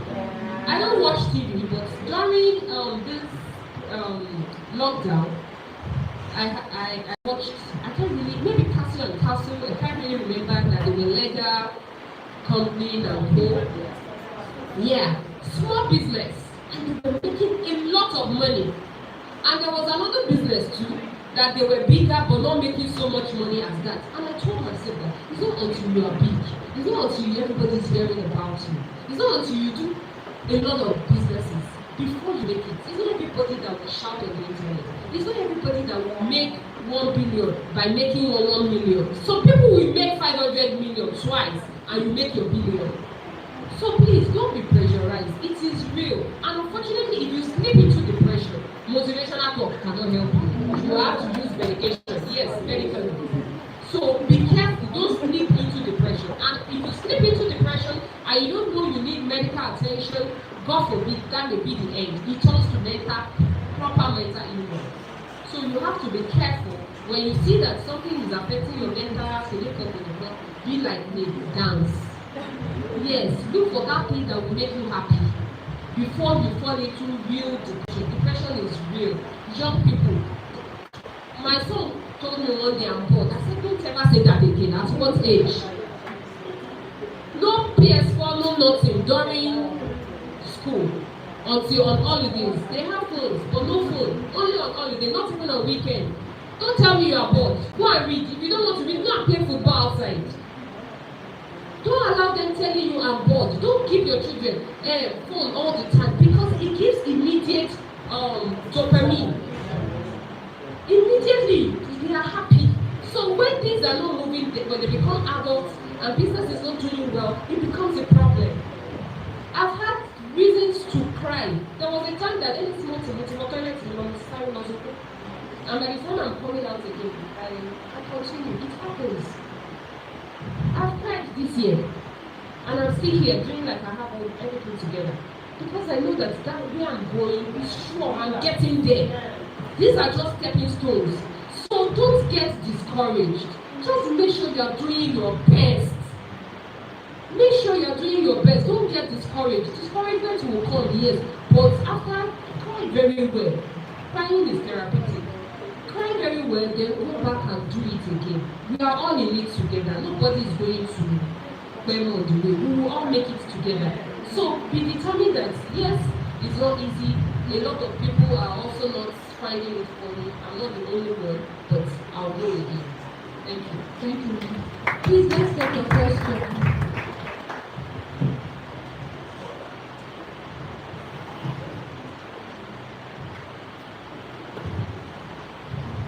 Okay, good afternoon, everyone.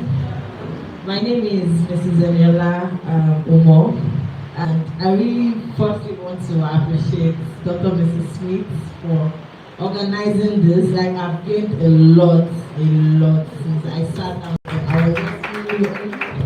I was relating to a lot of things being said. Okay, so my question goes to Yuma. It's about grants. So presently, my business is, okay, let me start from the background so you understand very well. My husband has been in this business before we got married, and then he was just running the business like ordinary, business. So when I came on board, we started structuring it, started doing it well, and we just employed our staff recently. So in December, we decided to register it as a limited liability business. So many grants we've been seeing around will ask for 2 years. Immediately they see December, like that's like a disqualification, something like that. So I want to ask, are there grants available for like this stage of the business? It's not as if we don't have years of experience. We have been in the business, but like you said, if they don't see your structure in place, yeah, it's not for them. So I just want to ask, how do we manage this to assess fund? Because business really need fund at this stage. Thank you so much, ma'am. Right. Well, thank you very much. When you almost started, did you register as a business name at all? We registered as a business or another name. So we have to, another name was not covering what we have to do. We have to do, yes, we have to do another Okay, so yeah, below 2 years right now. Yes, Yeah, grants available for even ideas, they have started. Even if you just have your idea, like TEF, just as an idea, you could get $5,000, and there are so many other grants. Even they don't need to be 2 years before you can access them. So you just look out for opportunities. You can subscribe to all these scholarship Africans, opportunity for Africans, opportunity for youth, and so many other grants. MSME Africa as well, and so many other grants platforms that you could get opportunities from. So don't be discouraged because you are 2 years or late. Don't worry, either you are 2 years or 20 years by God's grace, but you just need to be intentional about information and opportunity. And you can follow these guys on LinkedIn, on Instagram, and then subscribe to their email newsletter. Thank you. So I would also like to have that if you are always looking for grants, you are always searching for it. There is a way they have already bring it. Even without searching, once you always search, you have to search grant for your small businesses like SME or women. It will not bring it. I see a lot every day, even without searching, it bring it because you start out there. Then on then belong to communities. That is exactly where we see all these opportunities. Because people are always sharing. Once they see one, they share it all. Once I see it, I share it all the communities that belong to, I will share it. And I've seen people that won those grants. Because at times you see people say, "What on share you already win Kidisha." People don't win. I've won several, she has won several, and we keep winning. Because you are the one always positioning yourself for it. So belong to these communities. We are always sharing every day. I still shared one, I think, very late last night. I shared one, I think 1 million naira. And when you see, don't think, you just do it. Like somebody told us this morning, just keep doing it, keep applying. And out of 20, at least you get one. They are still better than the person that did not apply at all. Because you won't get it if you don't apply. So you don't know whether you get it or not until you do it. So I want several, and I'm telling you the truth. So just keep applying. Out of 10, you get one. And once you start getting it, that means you are gotten the way to present your business. So if you get one, I promise you will get many others. That's what it is. The last person there. And there is also Flourish Africa right now. You could apply. Flourish Africa. Oh, Lagos Africa.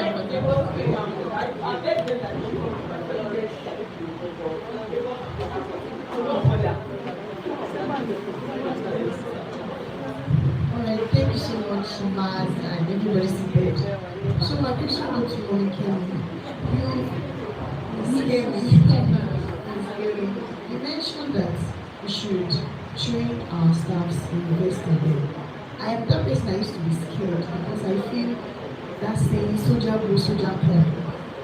Like I'm investing in somebody and the person just picks up and say I'm leaving. What would I do? But, like I want a strong backing in my heart because I'm always scared of this kind of things. Thank you. I am so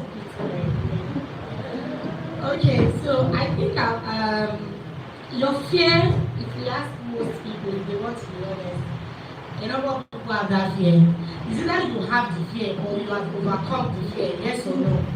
Because I used to have that fear too earlier on in my business. But it's not a valid fear.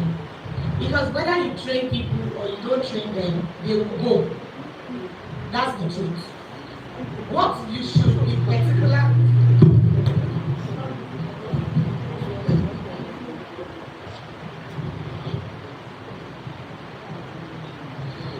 The perspective to look at it from is two things. I least that's what I do now, and it's been working for me for years.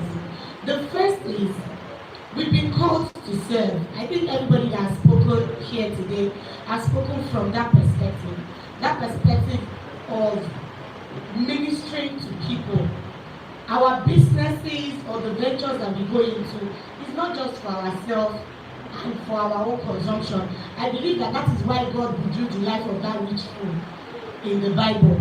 God is not after the houses I want to build or the millions of naira in my account. They are byproducts. I will have those things. But what God is really particular about is the lives that we will bless. That's why He gives the cars, the houses, and the money to do all those things. Are you getting me? And while I may not have 1 billion naira to give to startups and use it to bless them, I have the wisdom that I have now in this small stage that I'm in, and I can share that wisdom with somebody else. And that is how I choose to see anybody that is passing through my organization. If I can coach somebody in UI, an undergraduate, we cannot do that now, Abi. Don't let's be cold to people. I'm trying to bring it down home. If you can see that, or maybe somebody in secondary school, you can at least impact that person without the person taking anything, or without you taking anything in return, rather. So why can't I do the same with a staff that is in my space? That is how I see it. It is an opportunity for me to bless the person. Either you are using 3 months, 6 months, or a year. I tell my staff that it's okay to leave. I even make it okay for you to leave. Just give us good notice. The day we hire you, I'll tell you it's okay for you to leave. Just save me the stress of I'll now still be the one to train your replacement. Give me a month's notice so that we can recruit, the person can come in, you can put the person through, and you can go. So that is one way that I look at it. The second way is that when somebody leaves and we have a good relationship, do you know that is a marketer of your business? I've had people that worked with me that they are the one that will come in and say, oh, auntie, they are doing this, something. Or I can even have a big job and I'm busy. And I'll call I have people that have worked with me that are caterers now in Ibadan, that are media people that I'll call and say, you know what, I'm not going to be here. Can you please come and join the team to do this work? I won't be able to call them if I also didn't teach them my culture when they were with me. I'll be afraid to say, oh, how are they going to manage it? How are they going to do it? That's number 2. Number 3 is to just find rest. Knowing that our own role, what we've been called to do, is to do good. See, the problem is that we are always expecting that I did good to her. She should repay me.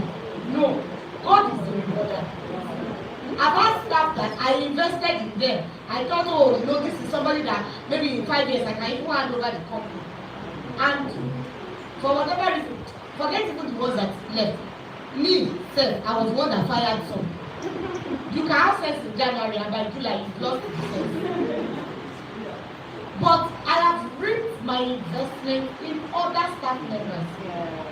So people will come and will go. It's a normal way of life.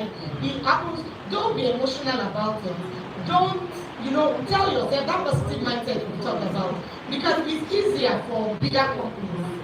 Because maybe one person is doing, 3-4 people are doing one role.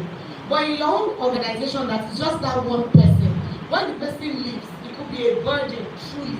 But the thing is, if you approach it from the mindset of, okay, this is meant to happen, this is bound to happen. The next thing is, what are we doing? Who is filling in the gap? What are we going to do in the immediate? How are we going to replace this role? And you just do it and you go. And one thing I always say is that I'm aware, there. So I will just keep training, I'll keep impacting. The ones that will stay. The ones who will go. But trust me, the one that stayed and you invest in, you will enjoy again and again and again, much more than what you invested in. So please don't let fear hold you back. So another thing we do in our company is we do book review. We read a book per month. Let me start with, as a business owner, see yourself as a teacher. You have to continue teaching.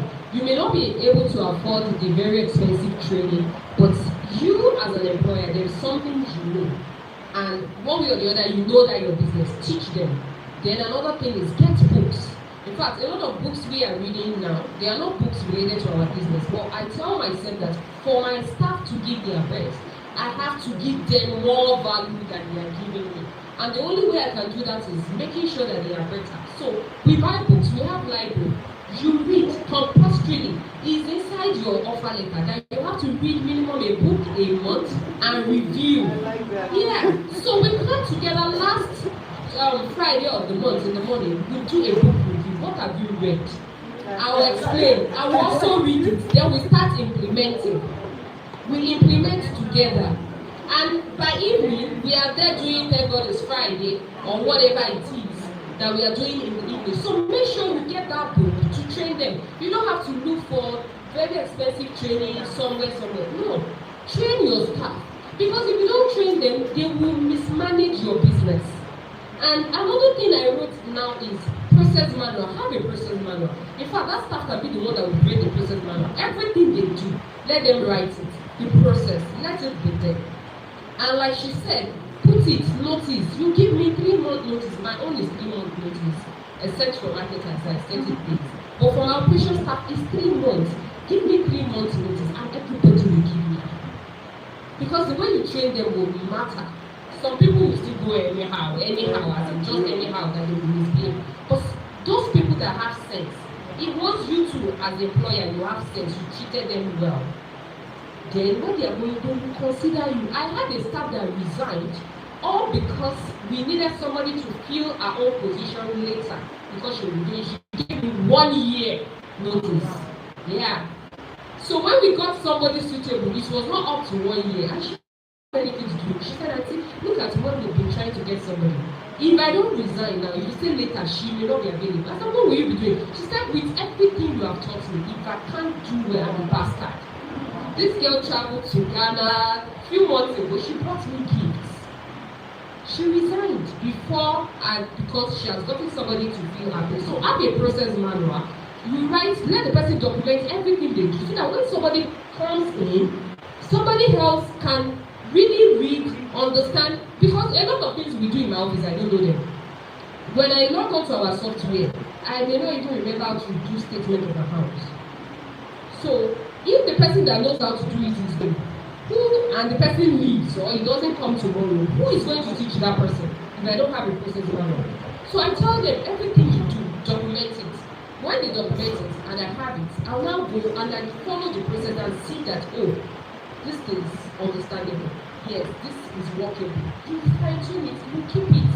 So have a process manual, don't be afraid to train them, train.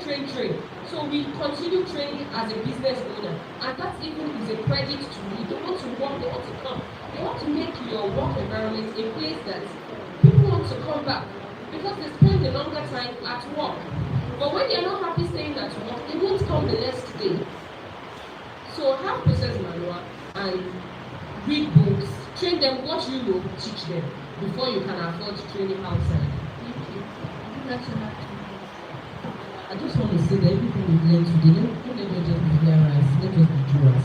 We've jotted a lot of things down today, but let us know, like my sister said, write your action plan in front of everything you learn. The one that jumped at you that you need to work on. If you are not setting goals, come and sit down and set the goals. And pick them one by one. Even me, I pick my own there that I will do. I'm looking at one of my staff and I said to go because I used to give them books to read before. They will not read that book. So you know what to worry. She will let you fire. Not to know one fire. So that just everybody should take their own and go and work. Let us execute so that it's not just event without nothing. So at least next year when we call this meeting again, we'll come and testify that this is what I said and this is what I did and my finances have changed. This is how much I was earning before and I'm grown from this stage. Let us see some movements and God will help us. Thank you. God bless everybody. I appreciate you all. Okay, to round it up, I would say if you have not started anything like a business, you should just start. Start with what you are, where you are, with the resources available, just start. And if you've started, fine-tune that craft, fine-tune that skill, fine-tune that thing that the Lord has placed in your hand, invest it and let it germinate. Don't eat your seed. Invest your seed so that you can get fruit. Then another thing I want to say is trust your journey. Don't compare yourself with anybody. All these things you are seeing on social media are lie. You see all this business we are doing, everybody's just packaging. But you can package with sense, but then don't be deceived. Trust your journey, move at your own pace, take one step at a time, and don't compare yourself with anybody. Then one word I got recently is, I got from a trainer, you will be audacious. You know, do things with audacity. Write your goals and then start working towards it with every power in you, with every fiber in you. Let people see the energy. When people see the energy, they will even be like, has this person changed? So be very audacious. Move with audacity as from now on. The things you procrastinated on, start doing them, and start doing them with fire, with energy, with every being in you. And don't give up on yourself. Don't give up on the gift that the Lord has placed in you. This is just the beginning. The sky is just a starting point. So thank you very much. Thank you so much. Dan. So sorry, to get grants, you could even just type on ChatGPT or Claude and say, grants for women, just give me 20 grants for women that is closing in April or that is closing in 2026, something like that. So you can always keep asking ChatGPT or Claude and you get information about grant, the links and how to apply. It's not difficult. Sometimes you see forms that are very, tasky and all, but ChatGPT is your friend, and you yourself, God has given you wisdom. And with prayers, and I believe that we are all spiritual beings. Everything that is happening in the physical happens in the spiritual. So you need to actually take your position, take entitlement in Christ first, and then start acting towards them. Get information online. Information is everywhere online. Google is your friend. Get information and start accessing those opportunities. And I wish you the best of favor. Thank you. Please, in standing ovation, please let's appreciate our speaker for today. They really impact from business to growth to wealth and becoming the wow woman. So I want to sincerely appreciate every speaker for sharing their knowledge, their experience, and their truth with us today. We do not take it for granted.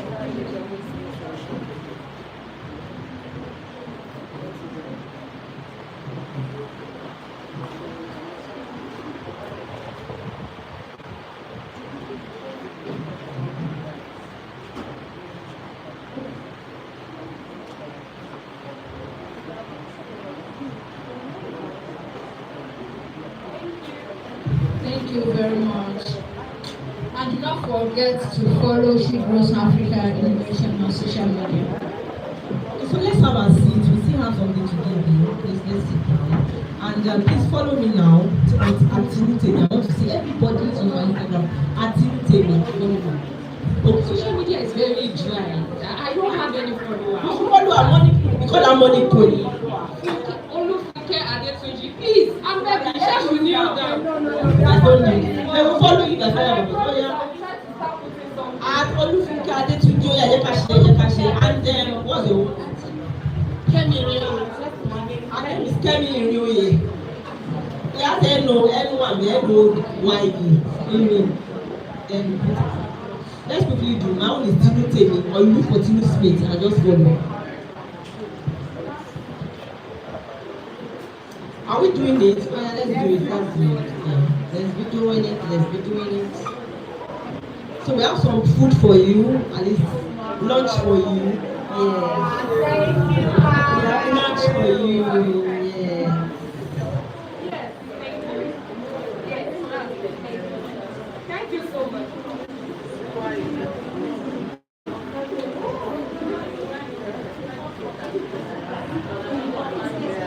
I want to tell you what we do at She Grows Africa. That's why I'm installing it. Let them finish serving. They will close the meeting.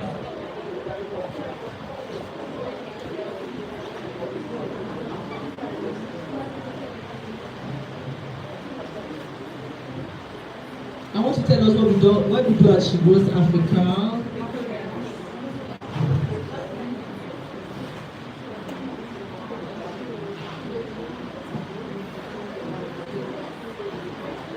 Before I say that, I want to say thank you to my guests. I couldn't have looked for better women to bring to this place. Can you please help me applaud them? Applaud them. They are women of valor, women of great grace, and I really want to say thank you. Do you know that I met her only once, and my mind, the day I met her, my spirit clicked with her, and I said, I must have her on my program. I met her only once, and that's how networks are actually. You don't have to know somebody, I know somebody, I know somebody. Once I see them and I know, these are my sisters. My spirit clicks and I say, I will do something with them. So I've been following her, I know her, but I've never met her on the physical. So the first time I met her, I said, this is my sister. She must come and speak for me, yes. And I met her on the big conversation desk. And I said, this is on the table. I must have her here speaking. And they are so deep. So please follow them. And if you need any help from them, I'm sure they will be willing to render it. Please. As per knowledge, don't ask for anything, you don't ask for money. Knowledge sharing, they will definitely be there. So what we do in She Grows Africa, we are passionate about financial inclusion for women. Every woman in our network must be wealthy, not rich, become wealthy, knowledge-wise, business-wise, everything that has to do with improving your finances. That's what we do. So we have two sides of what we do. We have the cooperative side where you can save for long term. We have cooperative members. We have a cooperative, women's cooperative where we save for long term. So you can be putting little drop of water away, not the one you want to collect now. And we also give out loans, small loans. If you save for 6 months, whatever you save, 100K, 200, 500, you can get double on what you save. So we have to diligence and be consistent, and we are sure that we are actually running a business that we can trace before we give you money. That's one. Then the second one is we run crowdfunding. That is like our job. It looks like our job monthly. And I'm telling you, I've seen women that started with 20,000 per month, doing 500,000 per month now. We started 5 years ago, yes. 20K not be but listen, their capacity has been improved and they're able to do 500. I've seen people start with 10,000 and they are doing like 300,000 now. So what I'm saying is, because women, I believe, when we have the number, women and number, that is power. When we come together. So someone that is for 500 and we are 10. How much is that? 500, 10 people do it for 500. That's 5 million. So 5 million with no interest.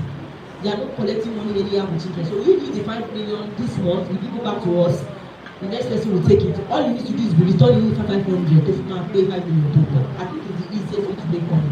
And I have testimonies there of people having my sister. I have people that bought lands, that bought properties from doing these machines, for their businesses, things they need to grow. So I believe that when women come together, we are powerful together. There is nothing we cannot do. So please, if you need to join, because at times you have this money, when you don't tell your money where it should go, the money will go where you are not sent it. So from this point on, try telling your money where you want it. Even if it's 10K, you want 20K, join the crowdfunding and start doing it.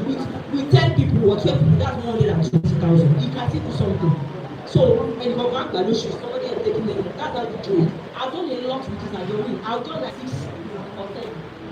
I don't have to go to the bank. Plenty money to do whatever I want to do. So it's wisdom. And it was only spirit that gave me. Started during COVID.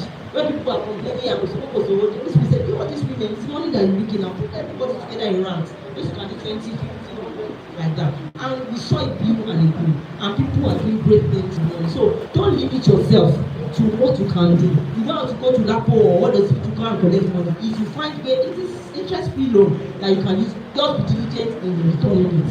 You don't want àjọ tó dàrú àbí àjọ tó máa dàrú. So if you know that you àjọ máa wà ó, you don't want people that, and we hardly had the fault. People have been diligent with doing it, and we've had testimonies several over the years. So you are welcome if you want to join. But this year is closed. We are not taking on money. Yes. It's closed for this year. Because we already created this system, so it's if you have enough number to control another group. And if you have like, okay, maybe 10 to 12 okay, we can do yes for 6 months, yes, we can do at least the rest of the year, half of the year down. Okay, if you need that chat, then I'll put everybody together. My number 081. If you don't want me, 081 611 63395. If you don't want me. So chat now and say, I want to do 10K, I want to do 20K, I want to do 100 and 500. So then I'll put you together in that group. So thank you very much for coming. I feel so much that some people missed today because today was loaded. So please let's, the number 081 611 63395. Please follow me. If I don't see you following me, I will not answer you if you call me, you chat to me. Follow me on Instagram. And follow my brand, Latina Designs. That's the name of the brand. And Tinute me on Instagram. Follow me on LinkedIn. I am Smith. So if you're on LinkedIn too, you can follow me. Thank you very much. I want to say very good to all my all my my volunteers. Amazing. Please stand up. I want you to clap for these women. Stand up, Joe. Oh my volunteers. Give over me, thank you so much. They are amazing women. Amazing women. They use their gifts, their every resources to support me. Thank you. I appreciate you. You will call 1,000 will answer you. I appreciate, I celebrate you all. God bless you. So I think that's where we go for content for today. Yeah, no, we'll do that. So do you have who you want to do? You didn't do any debate about the Canada. Oh, okay. Everybody that has a question today, when they want to give for you, everybody, you ask a question in this place today. Stand up. You pitch today. Come here. Come here. You pitch today. Come here. You answer the question. Come here. When you have quiet.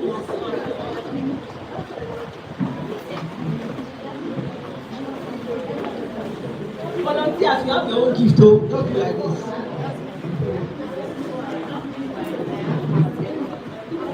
You should be here. What are you doing on your seat? Should we cancel it? Eh? Ṣé tán? Kán tó fara gbá kó tó jábọ́. Mi ò lè ra fóònù. Ẹ jẹ́ bá.